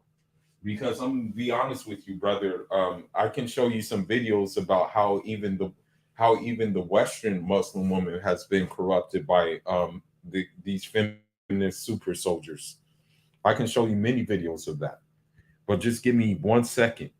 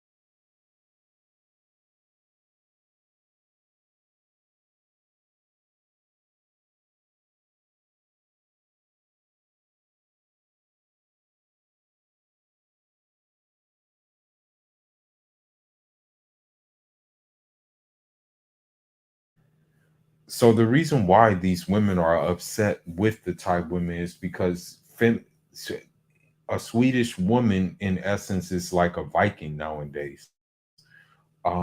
So when you have a Thai woman, traditional, loving, nurturing, cooking, ironing clothes, folding clothes, washing clothes, doing all of these things. When you have these kind of factors that come into play, you understand why the Swedish women are threatened by it, and instead of changing their ways, instead of like getting in line and taking example from these Thai women, they figured that the best thing to do is to basically still do the opposite of still do the opposite of basically the Thai women, you know. There's also something else you can say when it comes to controlling your lust. Um, you may want to say you you may want to say Sapana Sapana Subhanallah Malik al Qudus, Subhanallah al Malik al Qudus, Subhanallah al Malik al Qudus, Subhanallah al Malik al Qudus. You may want to say that throughout the day. That is known for controlling lust and desires. Also, the recitation of Surah Al Falaq and Surah Al Nas are known also to help with desires as well. Those two surahs are good. Yeah.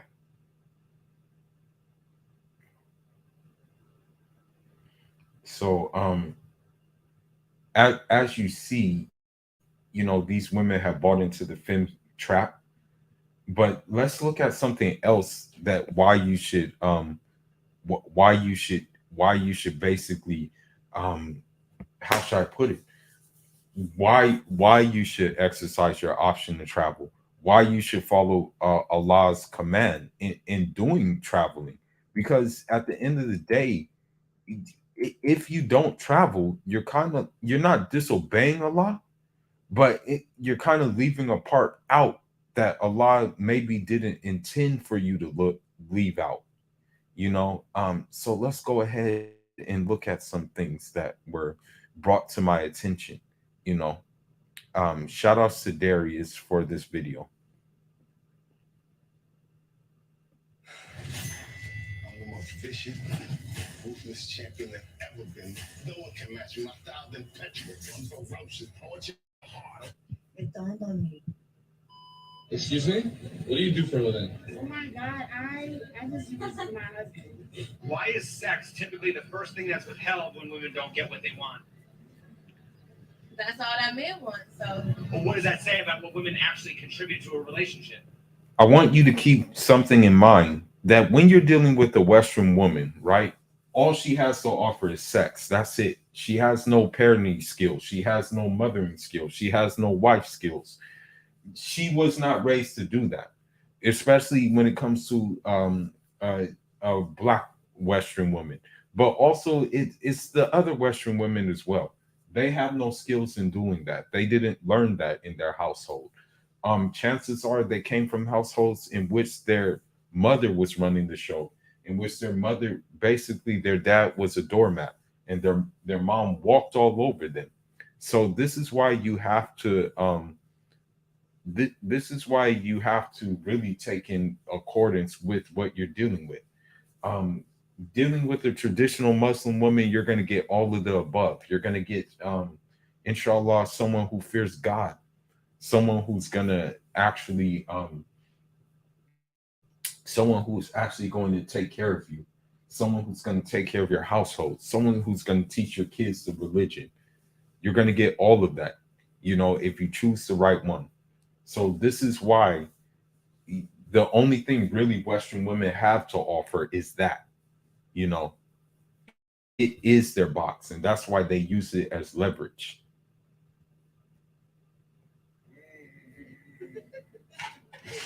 It says that we hold the power and we consent the sexual acts, you know? So Isn't that the same thing as using sex as a weapon against men?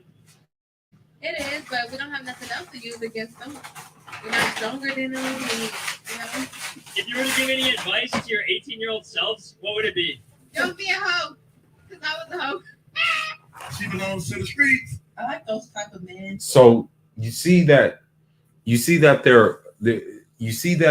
they're actually admitting now. I mean, it's pretty normalized that they're admitting to their whole ways. The fact that they admit to being hoes means that you should just stay clearly away from them. You know what I mean? Like, don't waste your time with them. And with that being said, just stay on your purpose, stay on your square, fear Allah, worship Allah. As hard as it is, Jangin Quran, meaning read Quran. Uh, learn about the prophets or learn about the Sahaba and things like that.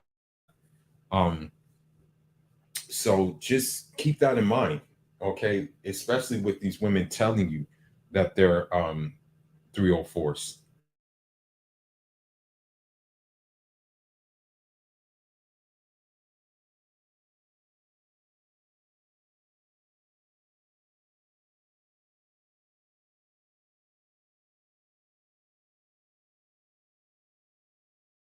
So she's looking for a man in essence, basically that she can use and that she can basically get the upper hand on. That's what she's looking for.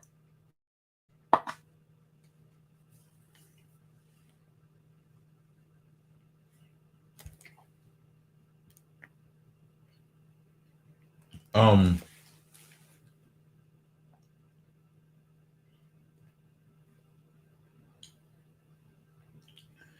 I want kids, you know, I want biological kids, but I want them in a condition where I'm able to teach those kids, where I'm able to train those kids, where I'm able to like get those kids to read Quran, get those kids to do activities, raise those kids to be real men, you know.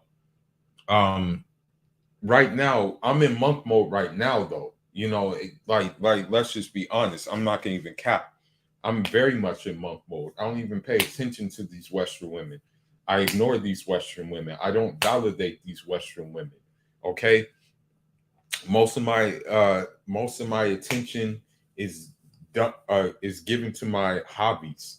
Be it my new, I just bought a drone recently.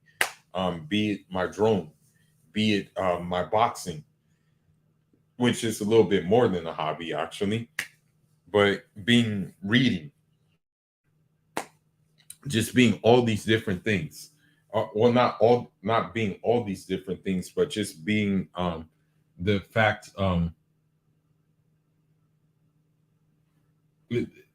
So the thing is, for me, like my goal is like multiple wives. Like that's my goal, and if it means me holding out temporarily to get those multiple wives, I'll do so. I don't think I would want to try polygamy in the United States. I think that would be a disaster waiting to happen personally. Um, but right now it's monk mode, you know, it's monk mode, stay down mode, you know. Yeah. So yeah, we want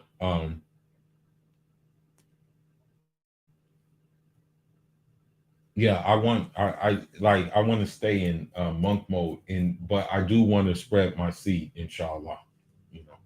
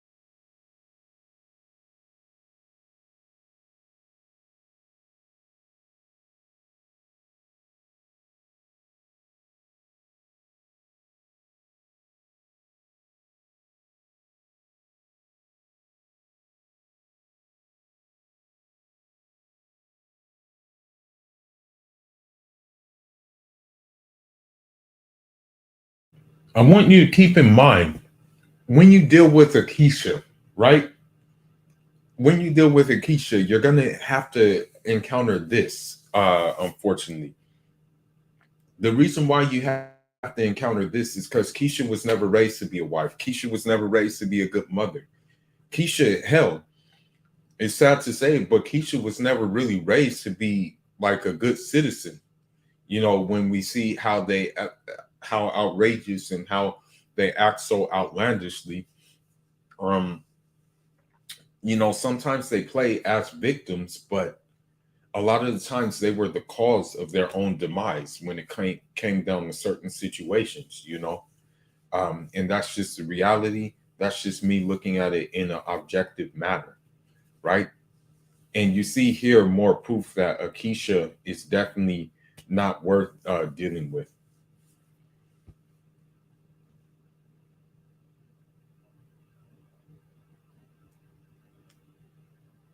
Yeah, it's not good. It's not good to have low testosterone at all, you know. Yeah. Um, feel free to share this information though, to have more, so we can have more testosterone. Share this information when, like, if you have this information, share it. You know what I mean? Because this is information we need. You know.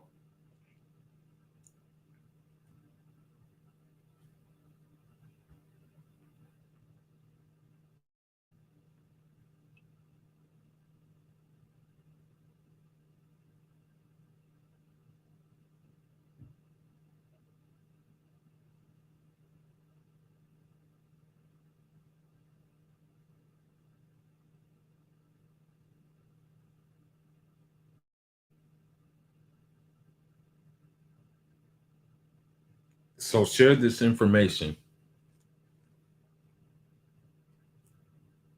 It doesn't. It doesn't make us men, but the problem is, the women, for women, it's used as their like leverage here in the West. That's the problem. You know what I mean? The thing is that for men, it's about like what the old Muslims used to do. Like, for example, um, Umar al-Khattab. We know Omar, right? We know Umar al-Khattab, but we also know Abdullah ibn Umar, right? We know Ali, right? But we also know Imam Hassan, and we also know Imam Hussein, right? Um, yeah, it's crazy. I didn't know that feminism hit Japan so hard either. I didn't know that Japan got the feminism pill. I thought Japan stayed clear of the super soldiers serum. You know, I didn't know that Japan got it. This is news to me. This is news to me. But let's continue.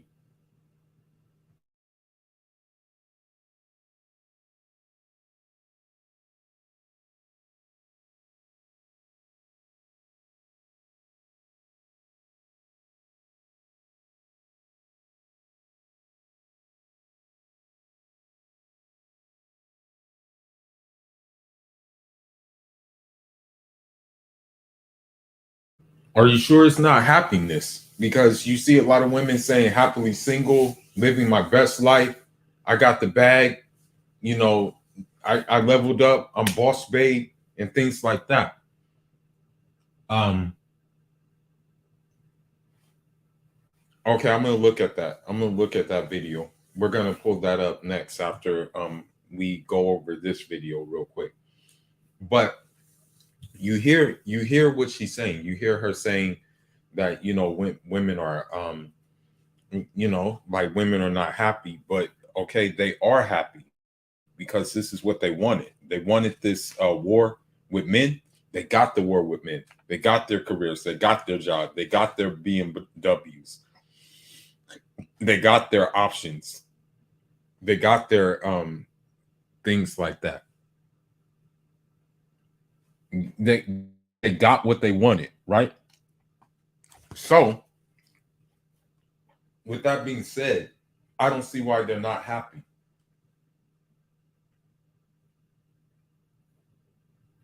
I would rather be so happily married and satisfied in a marriage than be the best CEO, because I know that it doesn't work. And the older I get, the more I understand that as a woman. And I think a lot of women are understanding that too. How many dates till he gets them? Well, at this point in my life, I'm on a 90-day rule. A 90 dates rule or dates? 90 days. Okay, but like, how many dates is that? That could possibly be like 10 dates. Keep in mind, in those 10 dates, keep in mind, in those 10 dates, she's not going to give it up to you, okay? She's not going to give it up to you. In those 10 dates, she's not going to do anything for you. All you're going to be is a foodie call. That's all you're going to be used for, is foodie calls. Maybe if a new movie comes out, she's going to want that. Maybe she's going to feel so entitled that she's going to ask you, hey, pay my bill, pay my gas bill, pay my electricity bill, you know? Keep this in mind. Keep this in mind when dealing with these women. Keep it in mind. And I wonder why Muslim women have decided to follow after them, though.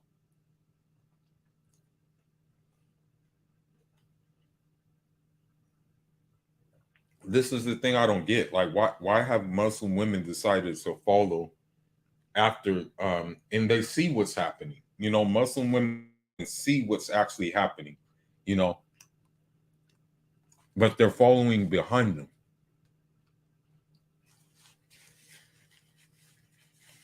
Let's see. 10 dates? Yeah. Why so many? Because I'm 31 years old. I'm sorry.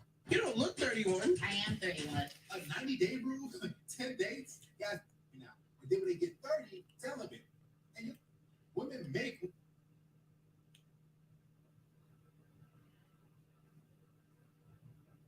In this video, I want to talk about any work. I was blown away. Women will never be loved equally. You know why? Because a man will always be loved under conditions, but a woman will always be loved unconditionally. What is it that you think we need y'all for? Let me help. External validation. Men do a lot of jobs that we wouldn't enjoy doing, like, plumbing, construction. A lot of men work in shipping. Keep in mind, one of the first things she said. Keep in mind, one of the first things that she said was external validation. That's why I instruct you guys, and I'm pretty sure you guys already know this. Never leave comments on a woman's page. Never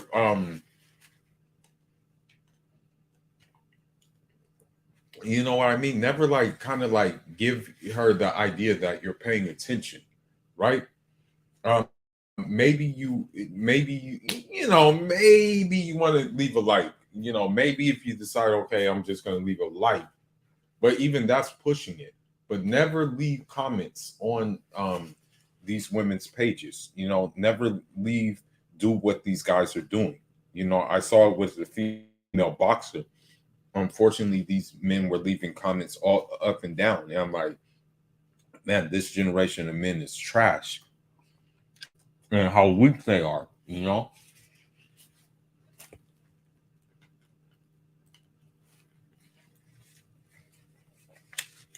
My nationality, I'm Guinea-Bissauan, basically Senegambia, from the Senegambia region. My ethnicity, I'm black. I'm black. Tribe is Fulani. Yeah, my tribe is Fulani tribe. But it's the what you would call it branch of Fulani tribe. It's called Torobe branch of Fulani tribe. Yeah, that's my ethnicity.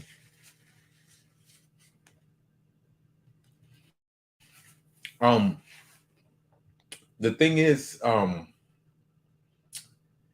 unfortunately, even within my tribe and the women here who are from my tribe have fell into this whole conundrum, which is why I wouldn't even marry them here. Like it's sad to say that even e- even marrying even marrying even marrying like an African woman here is puts you at a high risk of getting the same result even if you marry a non-African woman here, which is why I won't do it. Right.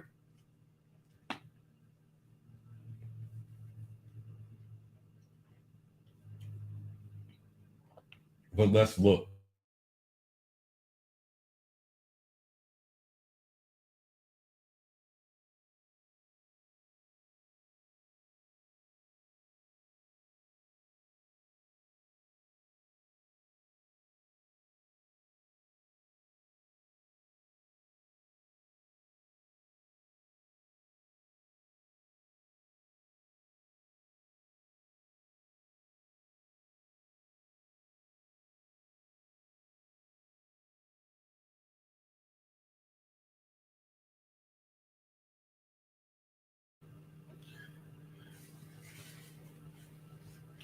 Gentlemen, I want you to keep something else in it. I want you to keep something else in mind.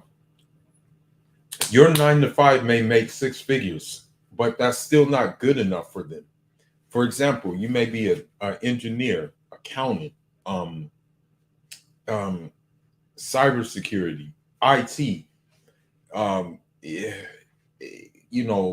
a professor, a chemist, something of that nature that makes 6 figures, but it's a 9 to 5.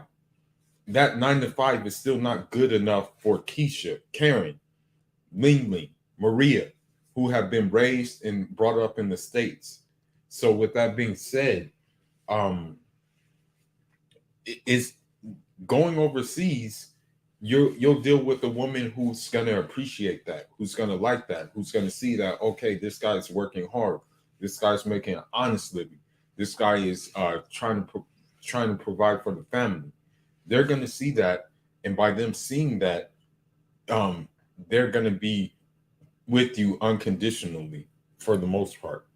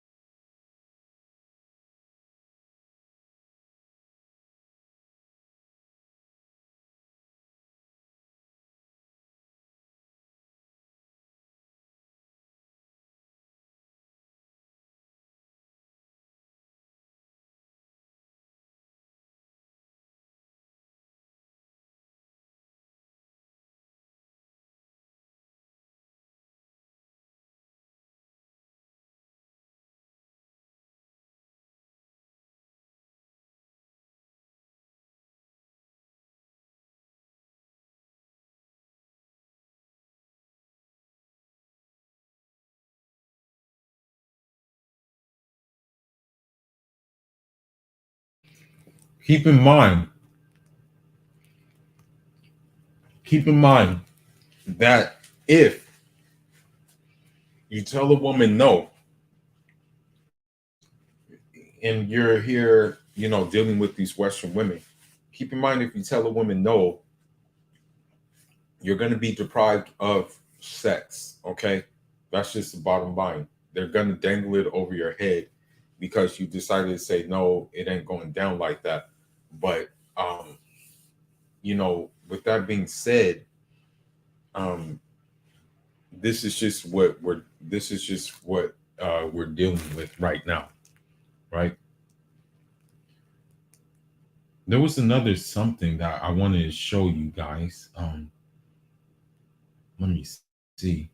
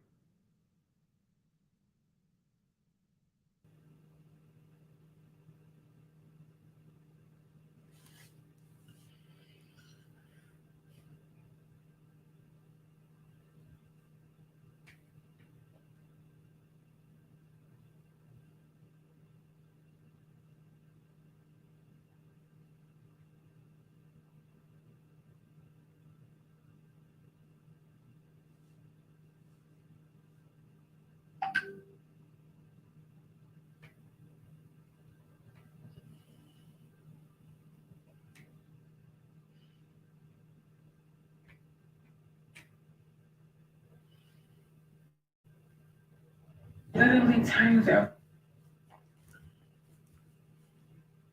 Shout outs to this brother, Destro Reborn. Now, the thing is like, you know, brothers may talk about like going to brothers talk about going overseas and stuff like that, and that's the objective, that's the main goal. But some brothers will say, oh, I can get one here, like I can get a first generation Dominican here, I can get a first generation like Cuban here, I can get a first generation Puerto Rican here. The real question though is, can you get one that hasn't been indoctrinated by this system? And I think the answer is no, based on what I'm about to show you right now. Now, everybody was big on Amara La Negra. You know, people were big on her. People liked her because they say, oh, here you go, dark skinned woman. Um, they say curvaceous, right? Um, so people were into her, you know. But I didn't know she was really doing what she was doing at the time. Um, so let's look at this, and yeah, hold on just a minute. Let me see. Okay, here we go.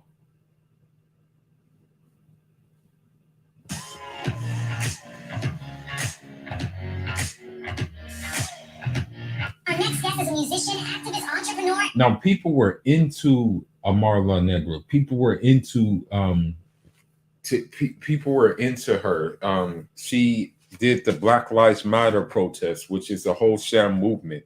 Let's not even get into that. You know, that's another video in itself, by the way. But people were very into Amara La Negra. They messed with her. They thought she was like the queen and stuff like that. And so, you know, they got behind her. They saw her protest. They saw her stand behind Colin Kaepernick and the like thereof. But I don't know if they knew this about her, because I surely didn't know this about her.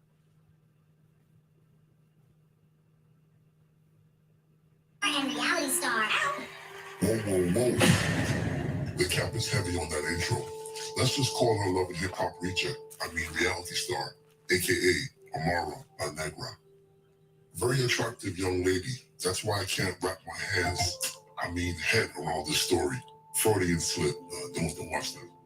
First off, I've been telling you guys about the trend of modern women that are actively dating and sleeping with new men while they are pregnant. But I'm honestly starting to believe you don't respect my fire time. So I had to bring some hard. That's another thing that they're trying to normalize. That's another thing that, brother, I hate to say it, you're not going to find feminine and Muslim in the United States, brother. I hate to like break it to you, brother. I really do. The only way you're going to find feminine and Muslim is if they've arrived in the United States and they haven't been indoctrinated. But that's going to change very soon. Give it 4 or 5 more years, they'll be doing the same things that these women do here. But let's look. I call proof to these Hunger Games to scare y'all straight, like Jesse Smollett meeting his cellmate, the booty snatcher.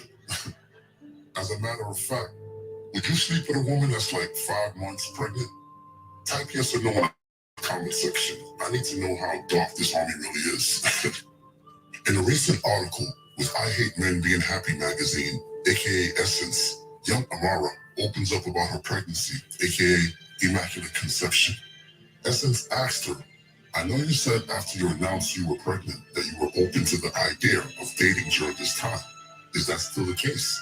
To this question, it seems Amara La Negra summoned all of her thought energy and gave an inspirational answer only a true street-dwelling city girl could admire.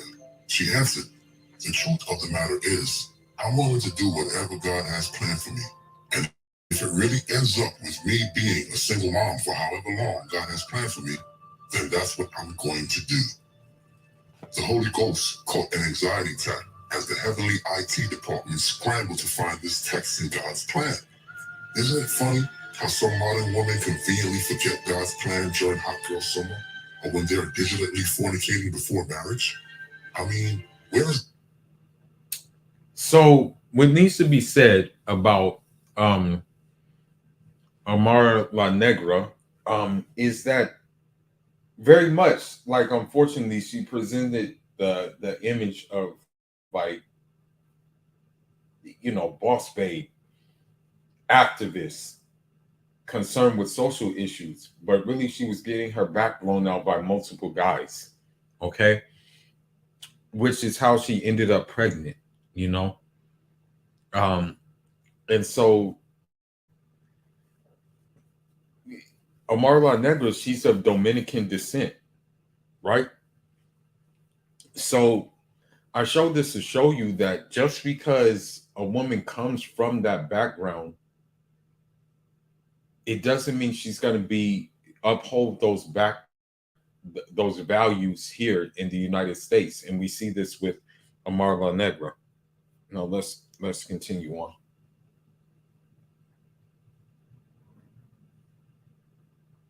God's plan when Jesus Jorge is balls deep, leaving white pearls in her belly button? But I digress.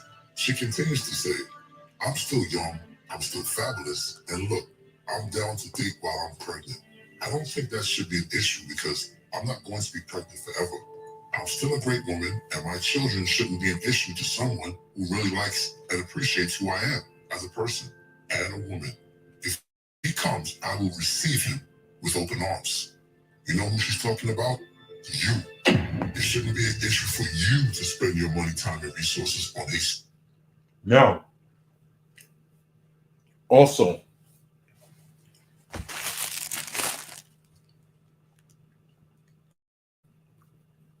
she was pretty, right? Amar was pretty, but now we see the truth behind the beauty. That she said she was single, like she would say, oh, it's hard to date and things like that. You listen to interviews of her saying, oh, it's hard to date, it's hard to do this, it's hard to do that. But in the meantime, she was getting her back blown out by God knows who when it was hard to date. You know, now, it, as it stands now, though, she's looking for someone to, carry that weight now, due to the simple fact that her back has been blown out, and she's not with the father of those kids, and so just let this be a lesson to you that unfortunately, even women who come from traditional backgrounds cannot escape the indoctrination of West. That includes all these women, Dominican included, who are brought up here. Well, let's continue on. Susan's twins. Fire, burn that rascal. All for some honey glazed 30-year-old Dominican pumpo. Peter Guns, a little scrappy, probably ran a El Treno. But once again, we don't judge here, my friend. Pero escucha, hombre. $40 goes a long way in Santo Domingo. I'm just saying. And although you will never be worthy of a monarch such as myself, Lord Desho would suggest that you poor fools at least give oligarchy a try. So Desho is So I show you this because of the simple fact,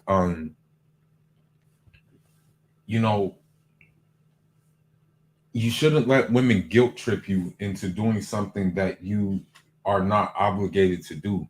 And that includes taking care of another man's child. Okay? It's not your obligation.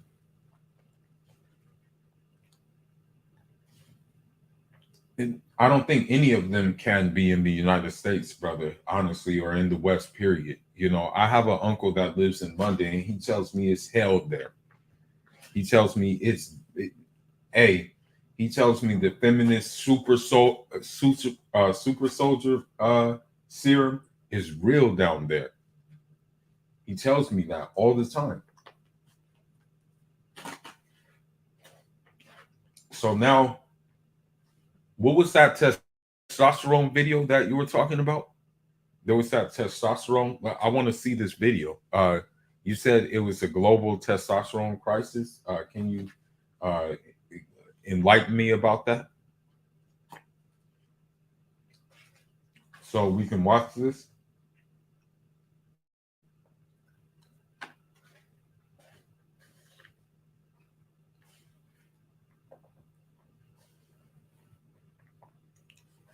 Okay, a global fertility crisis. Let's look this up.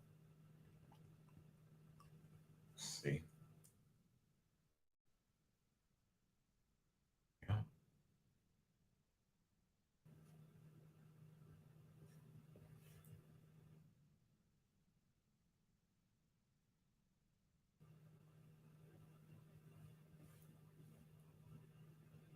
Shit.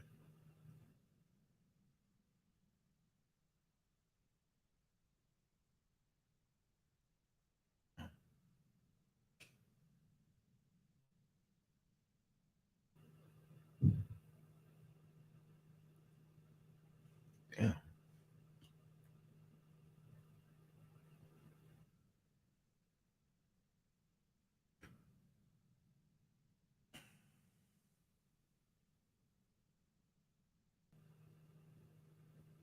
It is okay to be so stressed and overwhelmed that you feel like you need to talk to someone about it. And by that, I mean going to therapy. Lately, the transition from college into post.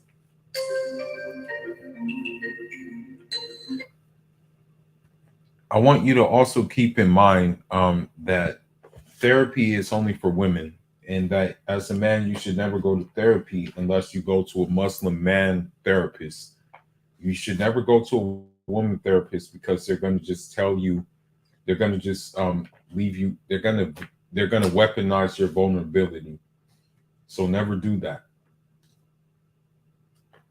When a woman tells you that you need therapy, just take it to the prayer rug. Don't listen to her. Well, let's see.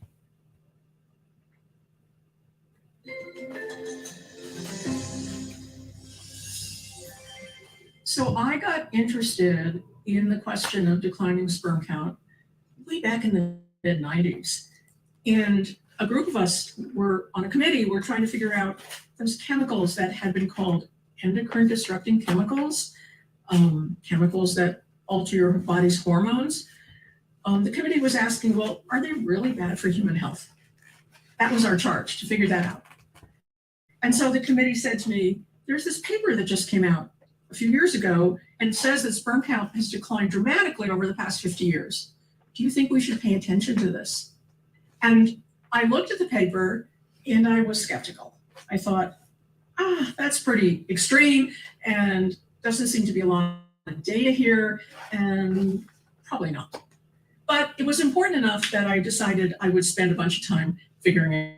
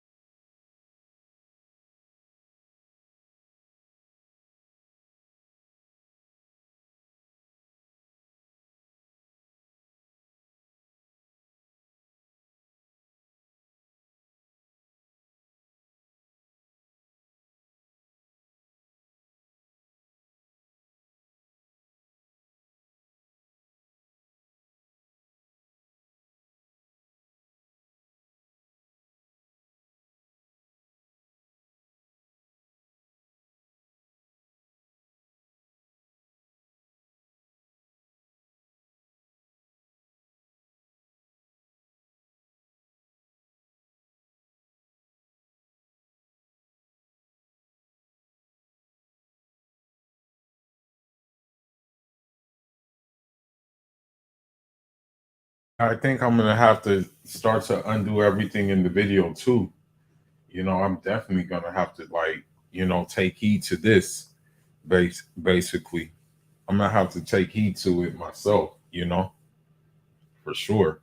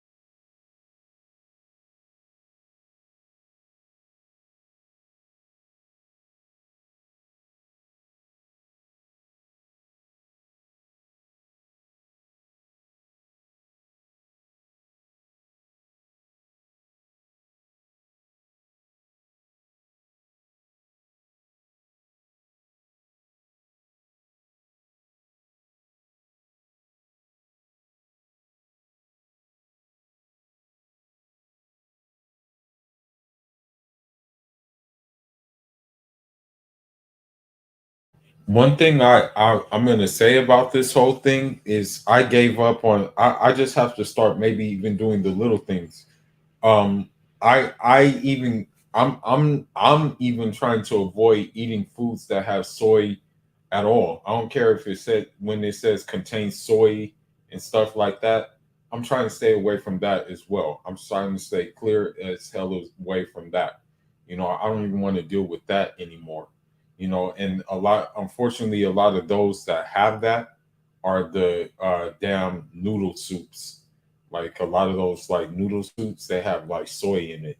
A lot of soy products. You know what I mean? So I'm trying to stay away from that as well. You know,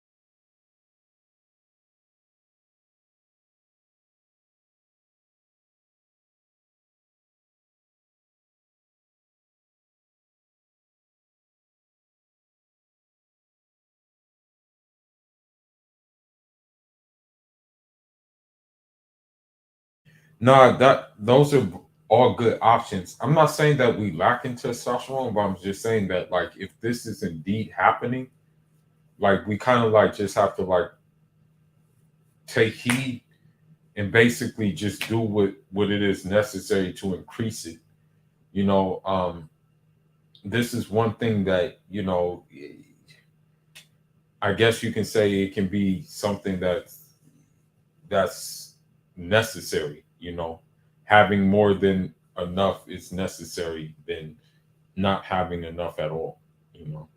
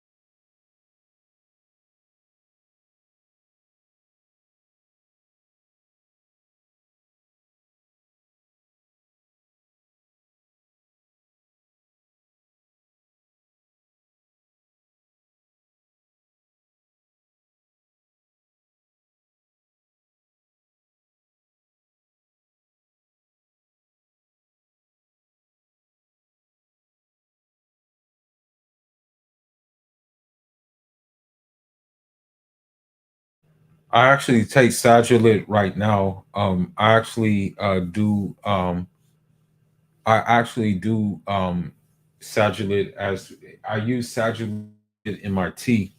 When I drink tea, I put some Sagilet inside. Like I like I want to say I put it in there overnight and then let it soak inside the tea, and then I boil the tea, and then I use the Sagilet to kind of like just as an energy boost in the morning. um I think that honestly, one thing that one thing one thing that I will say is that even me, I try not to drink milk that is pasteurized or anything like that. I try to just drink raw milk. Raw milk is more expensive, but it's it's just better. Raw milk, you may end up paying, like, for example, to get some raw milk, you may end up paying like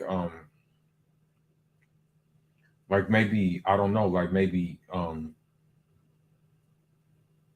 shoot, like $20 for a little bit, but the most important thing is it's raw. Um that milk that milk literally lasts a couple of days. It doesn't last like how other milk lasts. So that milk is like a cheat code, basically. So that's the milk I drink when I get my hands on some milk. Basically, when I have to drink milk, because I like milk. Don't get it twisted. I like milk. Um, but yeah, and also I try not to eat. I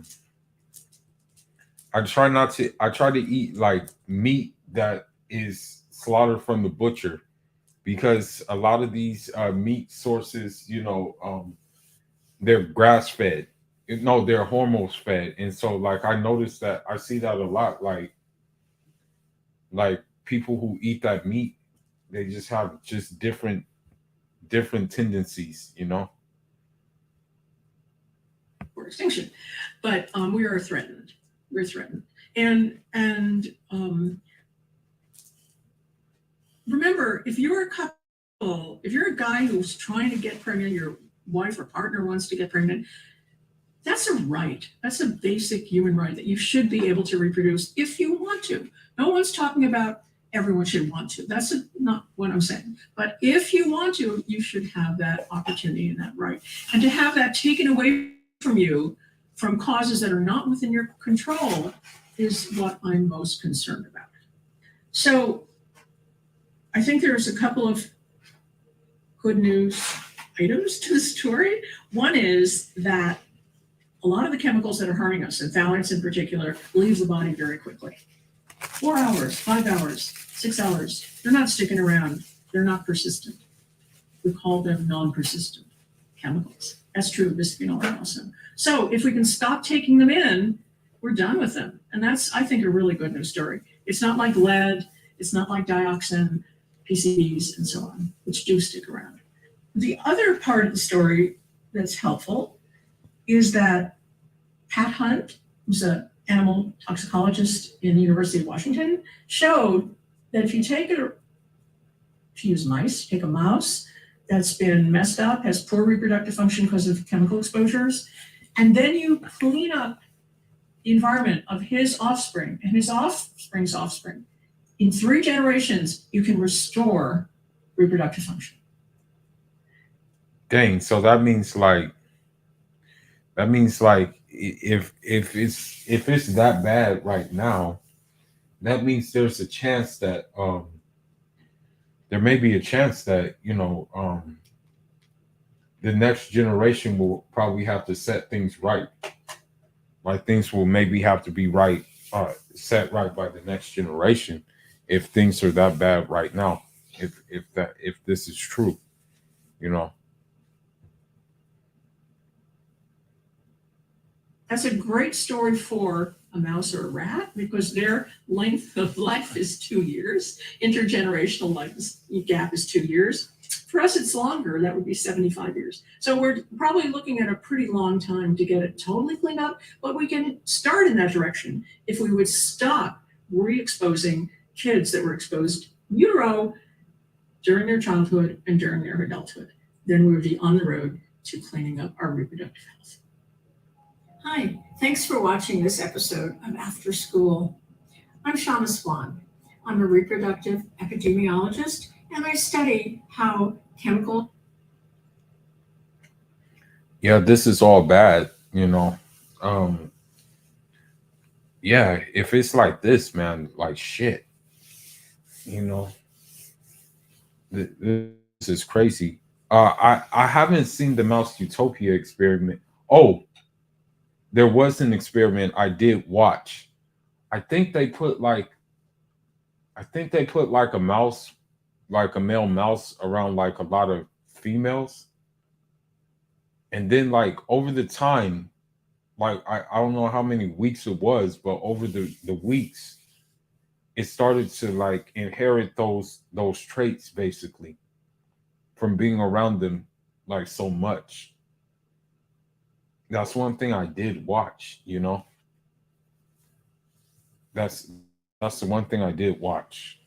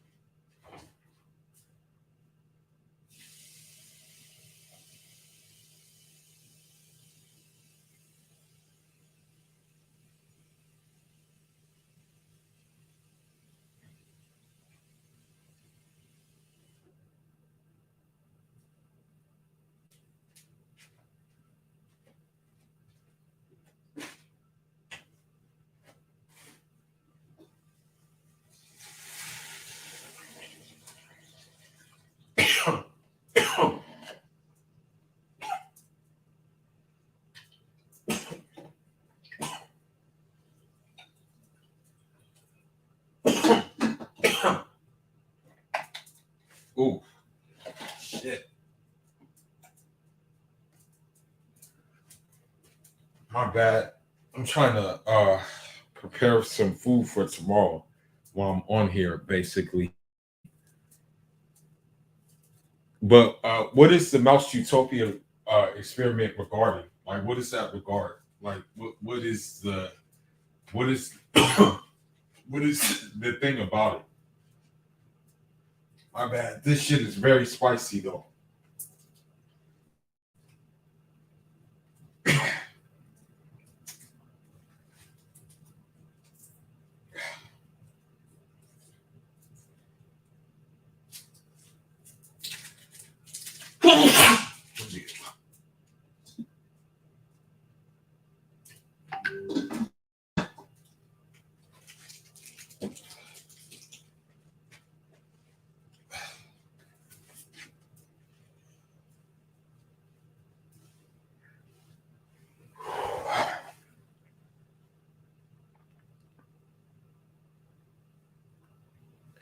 Oh, really? Um, the thing is about this population is that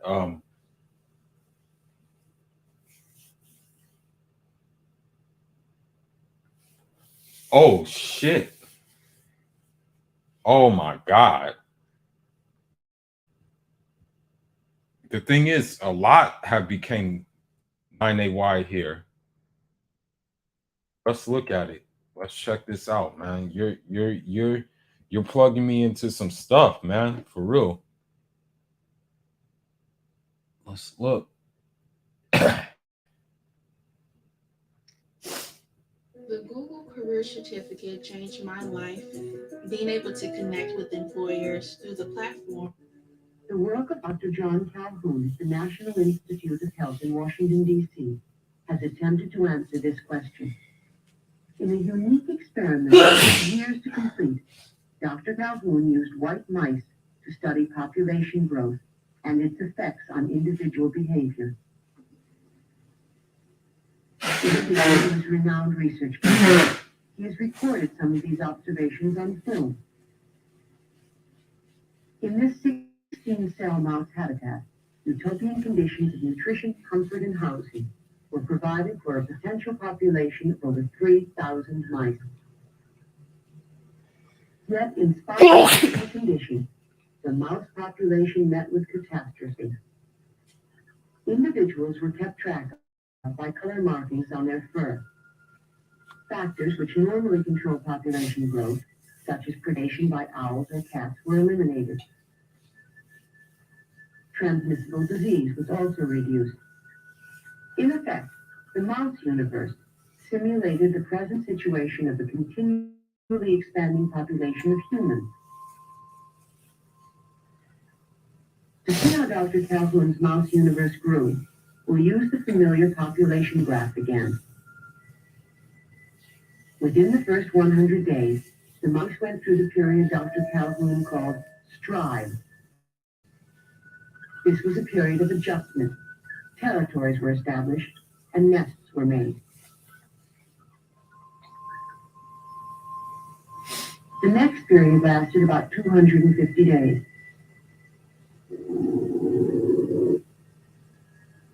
The population of the mice doubled every 60 days. This was called the exploit period. The use of resources became unequal. Although each living unit was identical in structure and opportunities, more food and water was consumed in some areas. As the population increased, most mice associated eating and drinking with the presence of others, and crowding developed in certain units. The third period, consisting of 300 days, found the population of mice leveling off. This was called the equilibrium period. Dr. Calhoun noticed that the newer generations of young were inhibited, since most space was already socially defined. At this time, some unusual behavior became noticeable. Violence became prevalent. Oh, shit. Excess males strived for acceptance, Oh, were rejected, and withdrew. Huddling together, they would exhibit brief flurries of violence among themselves. oh.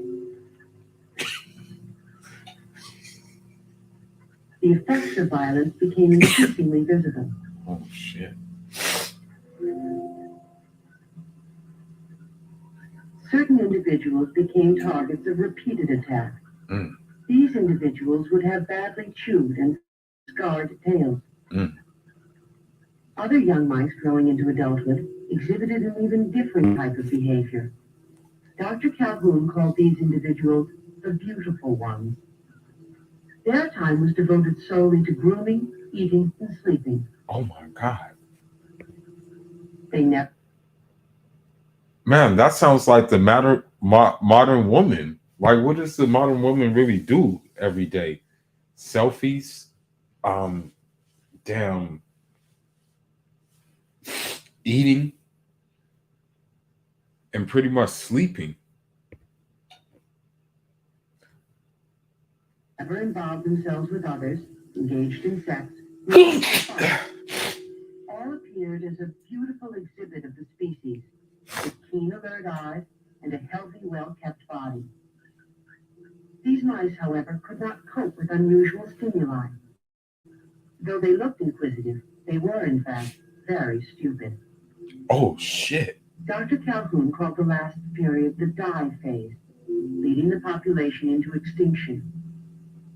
Although the mouse utopia could house 3,000, the population began to decline at 2,200. In the shift from the equilibrium to the die phase, each animal became less aware of associates, despite all animals being pushed closer together. Dr. Calhoun concluded that the mice could not effectively deal with the repeated contact of so many individuals. The evidence of violence increased to the point where most individuals had had their tails bitten to some degree. Oh, Eventually, the entire mouse population perished. damn.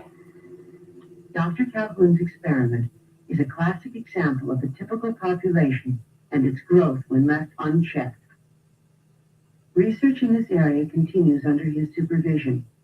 Currently, Dr. James Hill has taken the basics of the Calhoun experiment to study social behavior even more closely. In his experiment, rats are used instead of mice. Healthy individuals are selected to start the population. The rats are anesthetized so that Dr. Hill can perform a minor operation necessary to the success of his experiment. A small electromagnetic encapsulated device is implanted into every rat. This small unit enables sensing devices to keep track of the movement and position of each individual in the population. After surgery, the rats are introduced to their new multi-leveled home, all at the same time.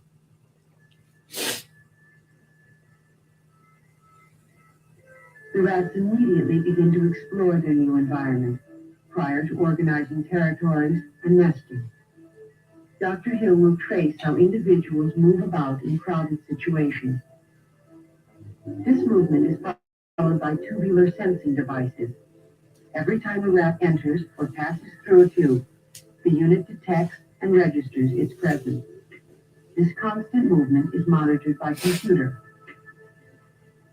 Nesting activity is also studied. Dr. Hill has observed that the larger the population, the less care a mother gives to her nest and young. The same type of individuals that resulted in the mouse utopia are also emerging in the rat population. Aggressives, asocial, and outcasts. So these studies use animals. The findings about population growth and individual behavior are being closely compared to our own human population. Like all populations that have existed on this planet, many researchers believe that the human race has reached a crucial point in the exploit phase, a point where important decisions must be made. Yo, that's crazy, bro. That is crazy because there is some things in there that are actually happening right now, bro. Like it's like serious, man.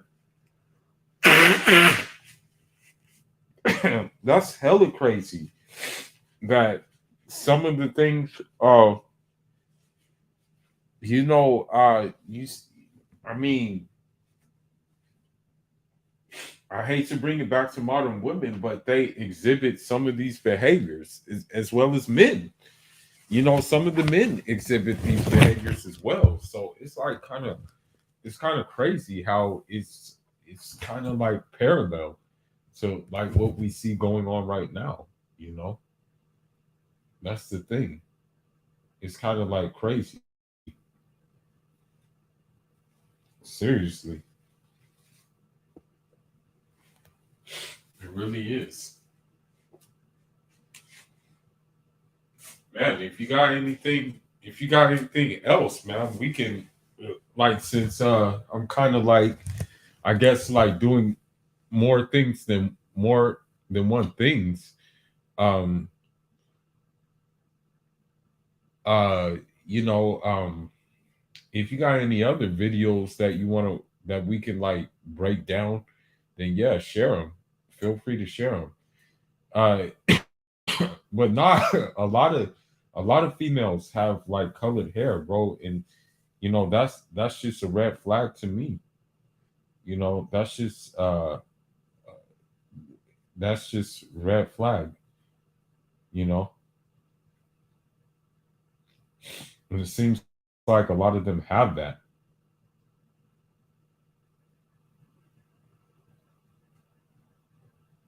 That's the thing.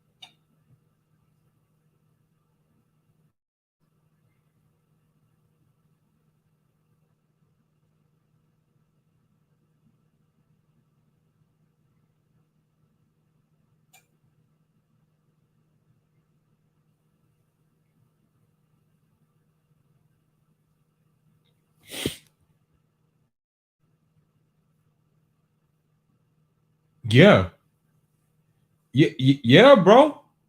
Um, well, the thing is with the midtown movement, it's like they don't want to deal with society for the simple fact of like society is pretty much set up against them. And I guess you can say that those pretty mice, like how it had like pretty mice, how those pretty mice kind of like did their thing. Um like that's pretty much why we're that situation kind of, you know, it kind of makes sense, you know? It really does kind of make sense. So I understand.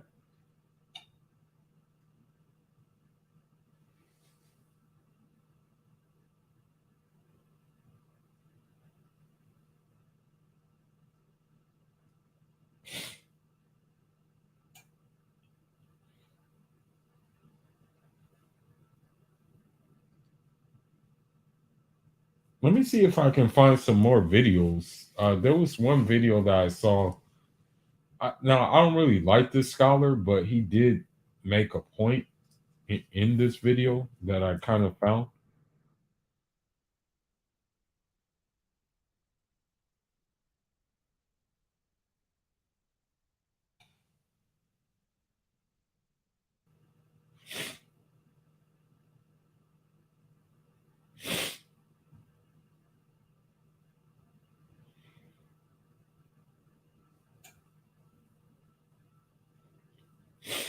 You're a music creator and want to start making money off your music. So you sign up for a music. But more than that, it sets the stage for Armageddon. Eschatology, informing them that on the Hold on.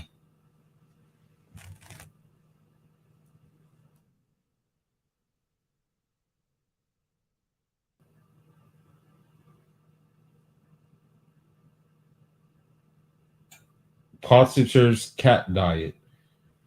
Um, what do you think of this one?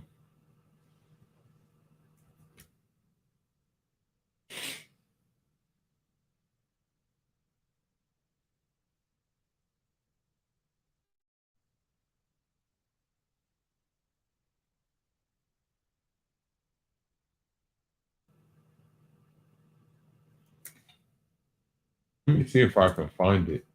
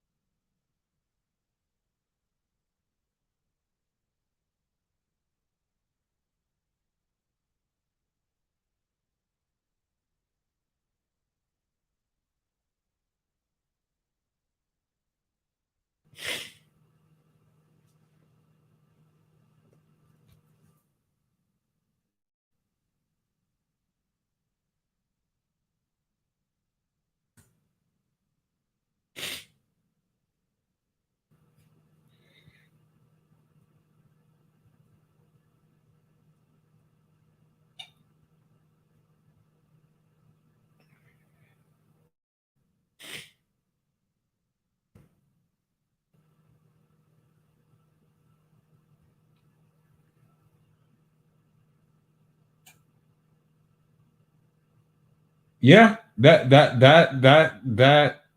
could be a situation in itself too. This Muslim sister breaks down feminism pretty good. Let me see if I can find it.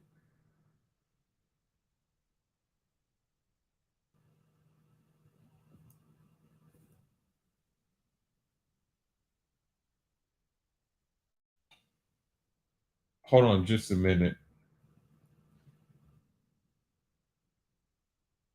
I don't know if I can find it.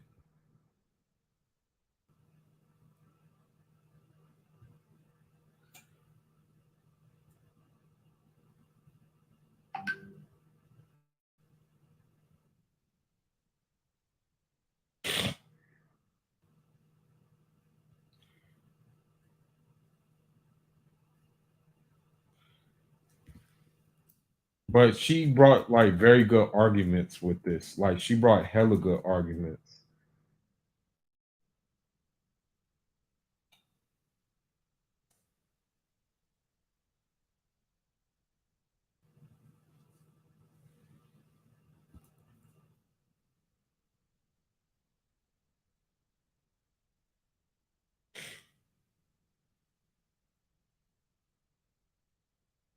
I don't know if I can find it though.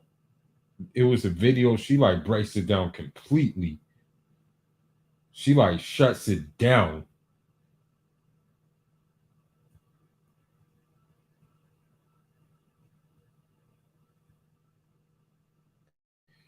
I don't know if they have it. They may have hid that video because there was so much truth to it that it's like, dang, she shut down everything. She shut down everything when she broke down feminism. Okay, here we go. Maybe she has some sense.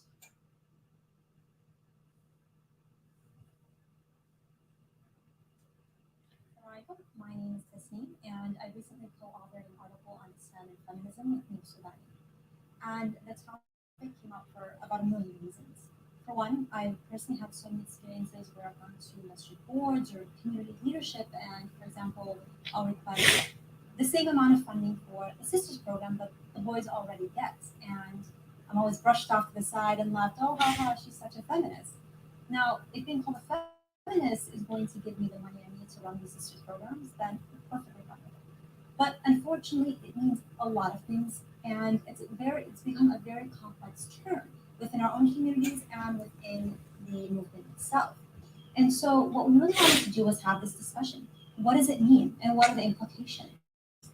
Now, if you're a typical high schooler or college student or anyone really growing up in America or with countries that share similar ideologies, chances are you've encountered several different isms throughout your upbringing. We're always, if you're in taking a regular econ class, a history class, English 101 class, no matter where you are really, you're going to be taught things like secularism, liberalism, feminism, individualism, the list goes on and on. And now, what's happening is that a lot of times, as a student or someone who doesn't have the strongest foundation in the religion, you're coming across these ideologies and you're having deep discussions of them in class, and you're thinking to yourself, well, this doesn't always align with my religion. This isn't always aligned with what I've been taught to believe. But I don't know enough to know which one is right and which one is wrong. Now, this is extremely common within our youth and with even adults in our generation. And To your point, to your point, to your point, though, I think that this unchecked hypergamy could be a correlation between Antichrist and Dajjal and all of that. I think that could be an uh, uh, correlation because there was even this one Israeli woman who said, "Why can't we have the world?" She actually said that. She said, "Why can't we have the world?" I'll tell you one thing. One thing you don't ever do is, as a parent, as an imam, as a sheikh, a leader, anyone, as a sibling, don't ever tell this person who's coming up to you with these concerns that ignore them. These are bad things to talk about. These things will lead down dangerous routes because that's not going to solve anything. Now, if we tell someone that liberalism is going to, take you off the deen of Islam or it's going to do whatever it does, then what we're doing is that we're scaring them away from the topic, and chances are they're just going to learn about it themselves even more. They're going to encounter it and embrace it probably even more, as opposed to telling them, this is what this is what you should view, how we can think about it. And from there, we can arrive at conclusions together with the correct knowledge, right? We don't want to ever encourage people to not think, to not be able to critically ask questions. We want to give people sources. We want to give people, a relationship, build a connection to the Islamic tradition and to its scholarship and its methodologies. Teach them that, and then teach them how to reconcile that with the things they're coming across in school and in society. You don't even have to be in school to encounter this stuff. This is everywhere. It's on TV, it's in our society, it's in everything that we engage in as Americans, and I'm sure in several other countries can easily relate to this. And so, what we need to be doing is to be actively engaging in this process. So, we shouldn't be waiting for people to come to us to ask us these questions. That's great, and when they do, we should be prepared to give them the answers they're looking for. Just a side note, you can find a lot of these answers at Yaqeen, so feel free to use our information. But instead of waiting for people to come to us, we should be hosting dialogues and panels and discussions and really creating spaces where anyone can come with their concerns. And listen, a lot of times these concerns aren't going to be gentle questions. People are going to be angry, they're going to be confused. And a lot of times this criticism is going to be harsh. But that shouldn't mean that we respond with harsh terms, right? So if someone's coming up to me and saying, well, this is what I was taught and this is what, a feminist ideology declares and what you're doing is all wrong, I shouldn't turn back to them and respond with that anger. But I should say, listen, I understand your concerns. Why don't we talk about it? Why don't we create a platform where you can share your concerns with others? Because others might be having these same concerns. And from there, we can move into a discussion, a healthy discussion as to, okay, what does Islam say about X, Y, or Z? And how can you understand what you've been taught in light of the Islamic tradition? We really should embrace the rich history of Islamic scholarship that has promoted critical thinking and that has allowed us to engage both secular sciences and Islamic sciences to reconcile the two. And from there, we can have a very well-rounded understanding of the world around us, and inshallah be able to help others through this process and make our community stronger with more knowledge. Jazakumullah khairan. I hope you guys benefit from the.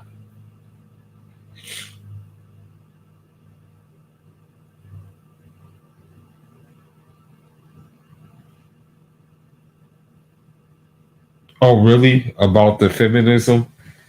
Yeah, this African woman actually broke it down too about the real feminism and what she basically believes, and it was like it was really like quite against it was really quite against like what goes on right now. I mean, it was a good video as well, basically, in regards to that. But truthfully speaking, there's many videos that I can pull up that go into that basically just go into like this situation we're in right now and like how like important it is to be Muslim. The very that how important it is right now to hold on to the deen because of the situation we're living in right now. You know, that's the thing.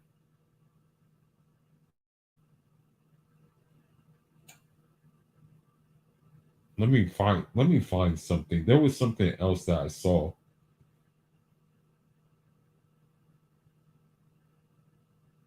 Let's talk about BetterHelp. If you ever feel anxious, depressed, stressed, overwhelmed by the world being very much on fire, BetterHelp can step in with.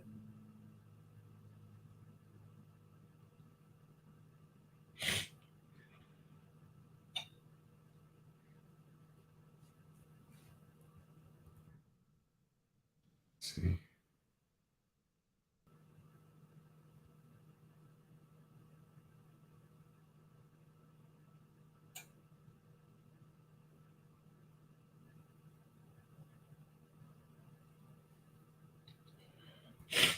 I don't know if you saw this, but women, you know, I said it in a previous video before. uh, I said this in a previous video that women will worship a Birkin bag. Like women will literally worship a Birkin bag to a point where they'll take someone's head uh uh just to get it. And watch this. I don't know if you've seen it, but watch this, bro. Hold on, let me see. And right here. Here we go.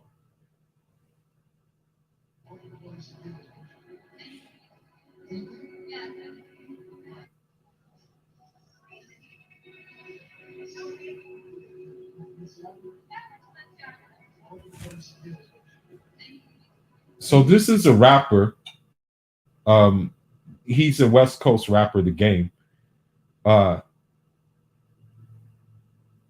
yeah, Cardi B actually drugged and robbed men. And also they actually have this misandrist, her name is like Drew Affalo or something, but I call her Drew Buffalo because she's just like she's horrible, she's hideous. They haven't canceled her, and she said like many horrible things. In fact, they're keeping her around like a lot. And she said very, very bad things. You know what I mean? Uh so but I call her, I mean, she's hideous. She has a deep voice and like she's just hideous. She's gross, man. Like this Drew Buffalo. Like it's just and then she bragged about like deadlifting something that it's like very easy to do. Like it's very easy to deadlift what she deadlifted, you know, and she's just disgusting, bro. But look at this is the extent women will go to for a designer, though. I want to show you this.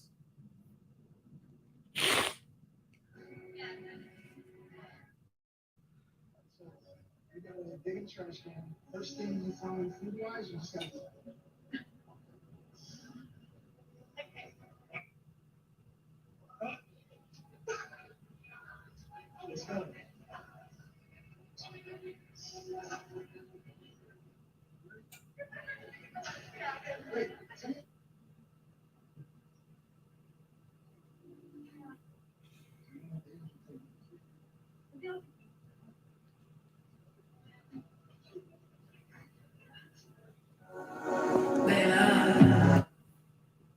So the woman literally just basically like dug in the trash can, right? Took like a smoothie or something and drank out of it for some Balenciaga shoes. Um th- that just goes to show you the extent that women will go for a designer. You know what I mean? Like I mean, I haven't seen a man do something like that. You know, I hope to God we'll never see the day that a man will do something like that. Bro, look, look, I'll show you right now. Bro, look, look on the screen right now.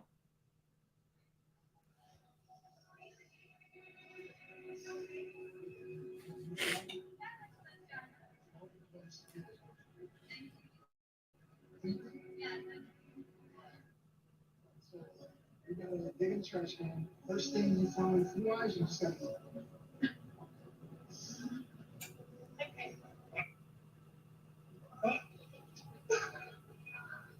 let's go.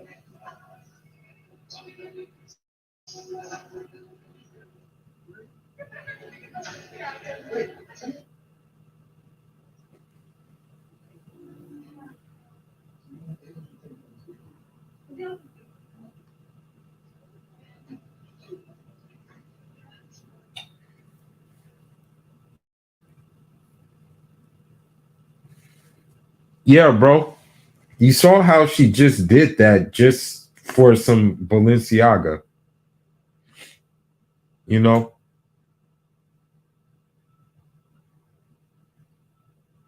That's the sad thing.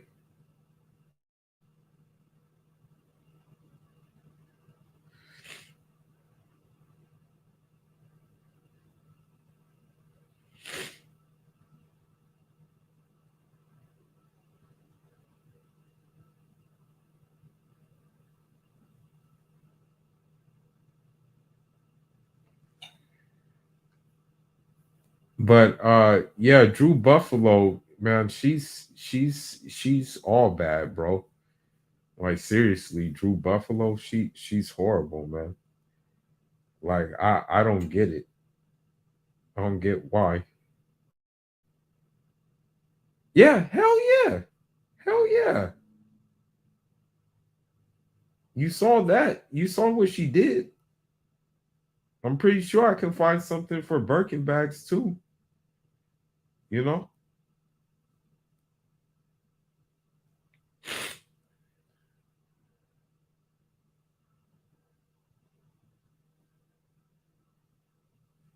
Yeah, Drew Buffalo, man. The sisterhood really get behind her. The sisterhood is really behind Drew Buffalo, you know.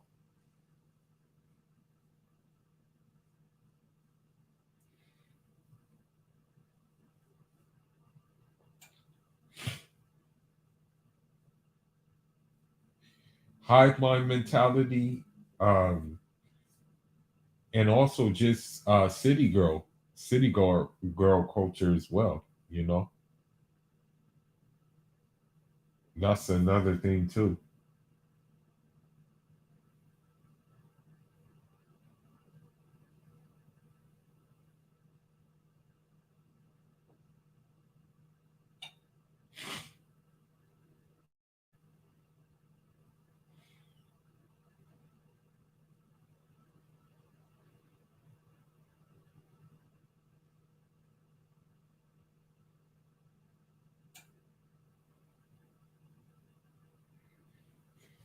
That's why me, bro, like I kind of reject the modern world.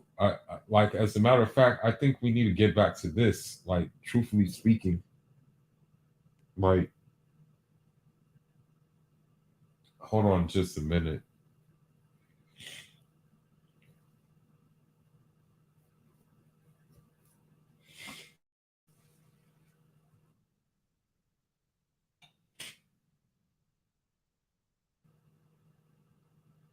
Yeah, bro. I mean, bro, let me just show you some of this Drew Buffalo. Let me just show you, uh, let me just show you, and this is who they follow, bro. This is who they follow. It's sad to say, but this is who they follow.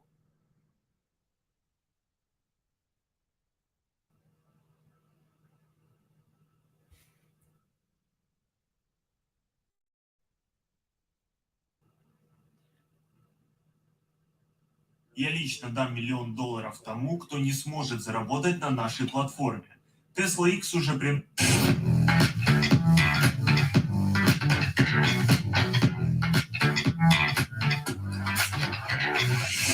G'day, ladies and gentlemen. My name's Isaac. I've ever had to make. This is about the most painful TikTok. Please let me introduce.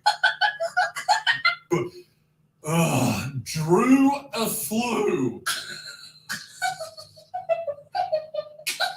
Bro, like I don't get how they follow her.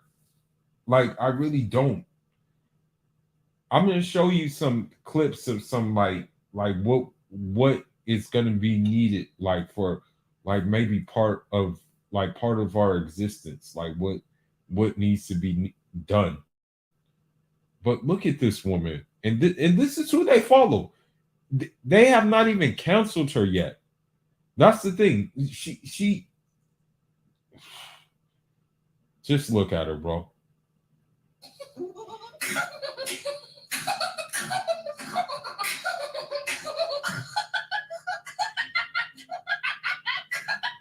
Oh my God. Me personally, I believe that she's possessed by a demon. Me personally, like my personal belief is that she has a jinn. Like that's just me. That's just like me. Like many people may not share that viewpoint, but I personally believe she's possessed by a jinn. That's just my personal viewpoint. That she has a jinn.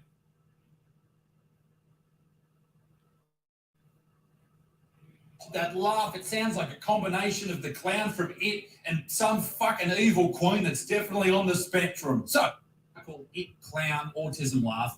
I've got a fucking full chrome dome mode on. About what? A 100 and video should have ended. Unfortunately for all of us, it did not, but that's okay. Listen how deep her voice is too. Like, do you hear how deep her voice is, bro? Like, that's the thing. Look at how deep her voice is. It's like, man, I don't get it. I really don't get it, man. Okay, because the universe brought you to me. Oh my god, that fucking laugh. When did you start doing that? I cleared a spot for you, brother. I cleared my sketch because you came from my fucking girl Tess, not on my watch. First of all, let's get this out of the way. Tess Holliday is one of the most famous models in the world. Did you hear what I said? In the world, bitch. Yes, she's famous for being a giant fat fuck. Go on. I peeped. The body positivity shit. You hear that body positivity shit with them too, all the time. Deep ass voice. The Instagram and all your garbage content, and I can tell from your pictures that you're strong 5'5", like on a good day. And I'm guessing from those feet that your shoe size is probably what, like an 8.5? Yeah. So she's like shaming someone.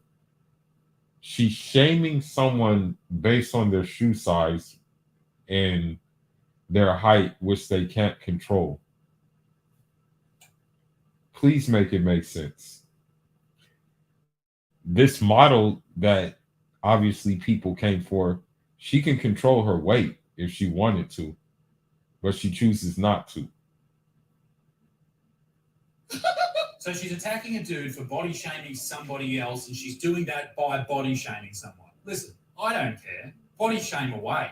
But if you're gonna, do a big song and dance about how great you are because body shaming is bad, and then go and do it, you're a big fucking hypocrite, Drew. If it can't make it past the cheeks, you could just say that, bro. Well, unless you have a micro penis, probably the reason you can't make it past the cheeks is because old love has had too much cheesecake. You also said that you think it's selfish of her to look like that because you don't want your future kids to grow up in a world that idolizes people like her.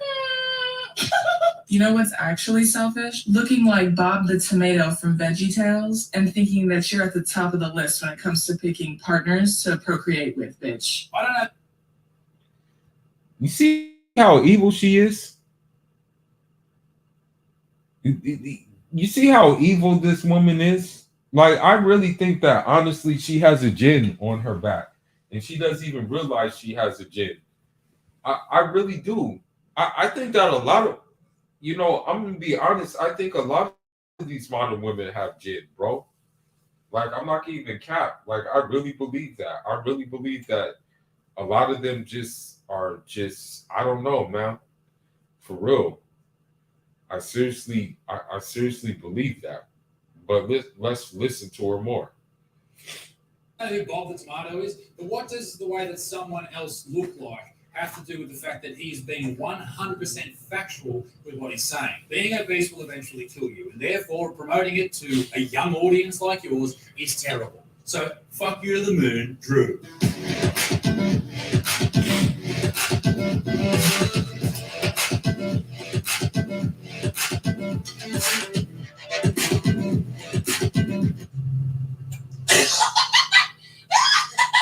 All right, let's. The thing is about her is she's fat. It's like how are you talking about a guy who honestly put work in the gym, and it's like, woman, you're fat. What are you laughing at? You're fat. You're fat and unkept. Just a lot of women who go to the gym anyway, you don't see a woman who's toned in the gym. You really don't see one. Like most women who go to the gym and go to the gym for a long period of time, they're still out of shape, man. They they still they're still out of shape. The Prophet Muhammad did it, alayhi salatu salam. So what's the problem? And many companions did it as well. So what's the problem? Do we know better than them? Do we know better than the companions or the Prophet alayhi salatu salam? They did it. So what's the problem?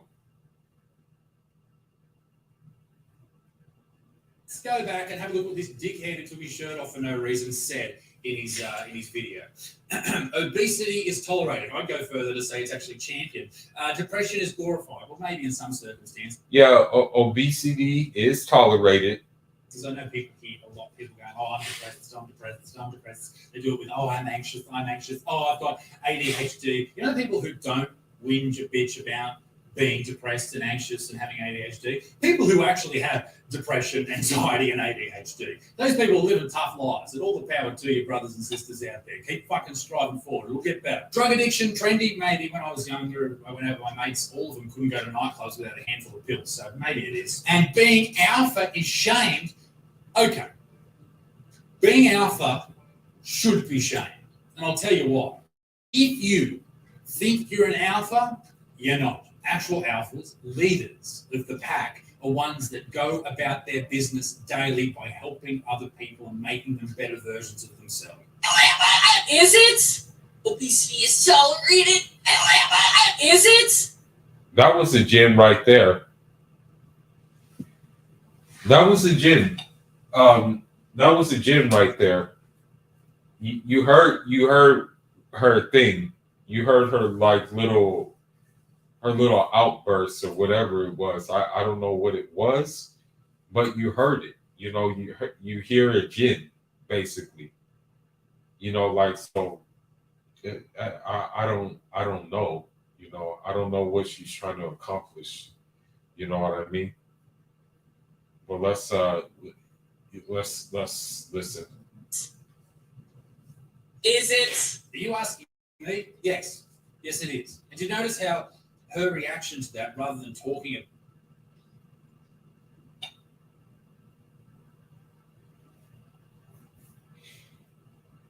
Right now, you can get 100 hit loops for only $3. 96% off. allow them to live a longer life? Because I don't want you dying in your 40s from heart disease. Okay? I understand why Drew's mad at this. Because she's a big girl herself, right? She's probably struggled with the weight her whole life. But take sex out of it. Male or female. You cannot live it. All right? You can say alpha male. You can say up after the third date after he's paid some money in the form of dinner.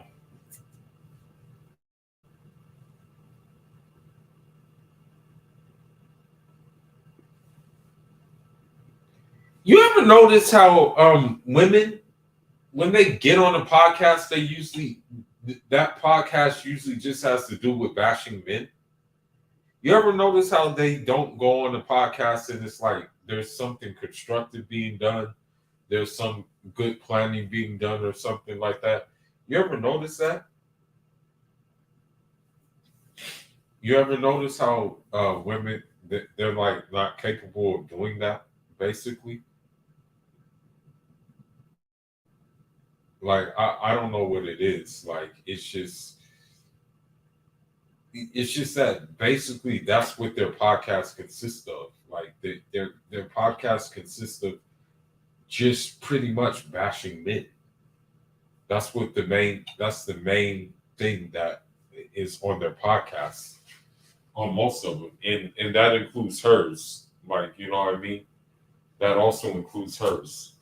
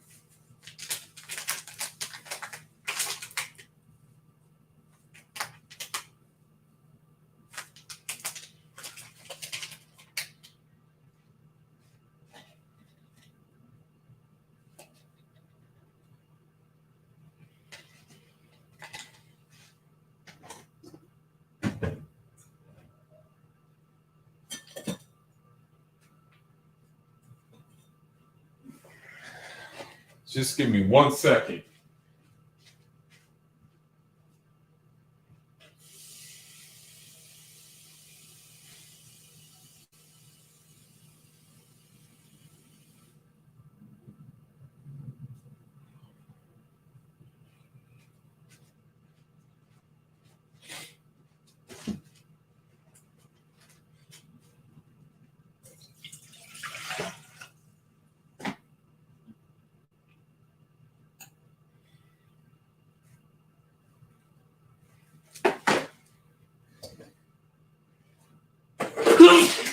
Alhamdulillah.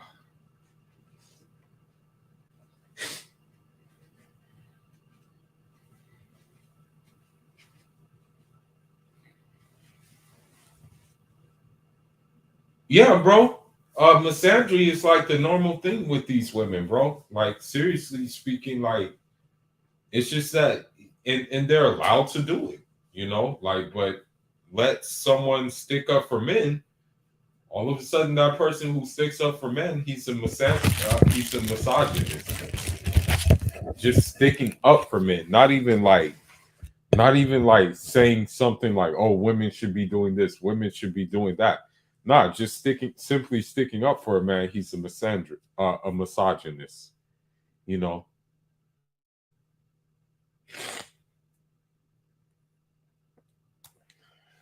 Let me see.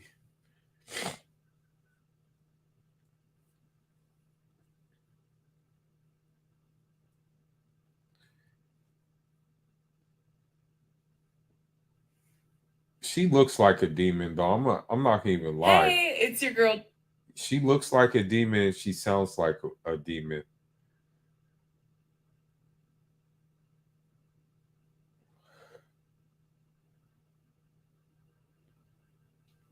Well, there was something I saw. Hold on. Muslim sisters have to be aware too sometimes. Sometimes Muslim women have to be aware about stepping into things and stepping into these spaces. Hold on just a minute.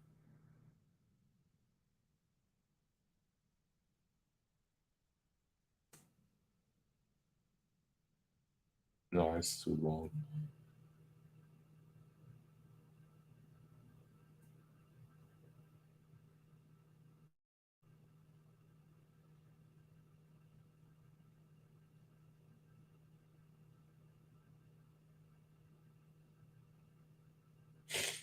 Oh, okay.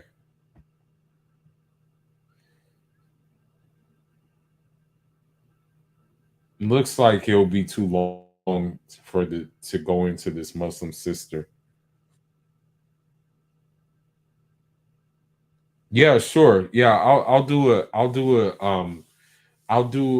next time I will go live. Inshallah, I think I'll go live on inshallah I'll go live on Sunday and I'll give a notification. I'll send a notification out. Inshallah. When I go live, I'll do a notification, inshallah. But Jazakallah Khair for writing with me. If you want to, you can just get at me with some topics that I can talk about. If you want me to talk about some topics, let me know, and then I can like center the live stream towards those topics, because the original topic, but we kind of like got off of it. But the original topic, I think I talked about enough that like Allah commanded us to travel. So who are we to not travel? If Allah actually encouraged it in the Quran to do so, if Allah encouraged travel. So yeah, inshallah, if you want, just let me write my email. Just if you want me to have some topics, yeah, just get at me. Just get at me via email, and I'll get some topics. I'll talk about something, inshallah.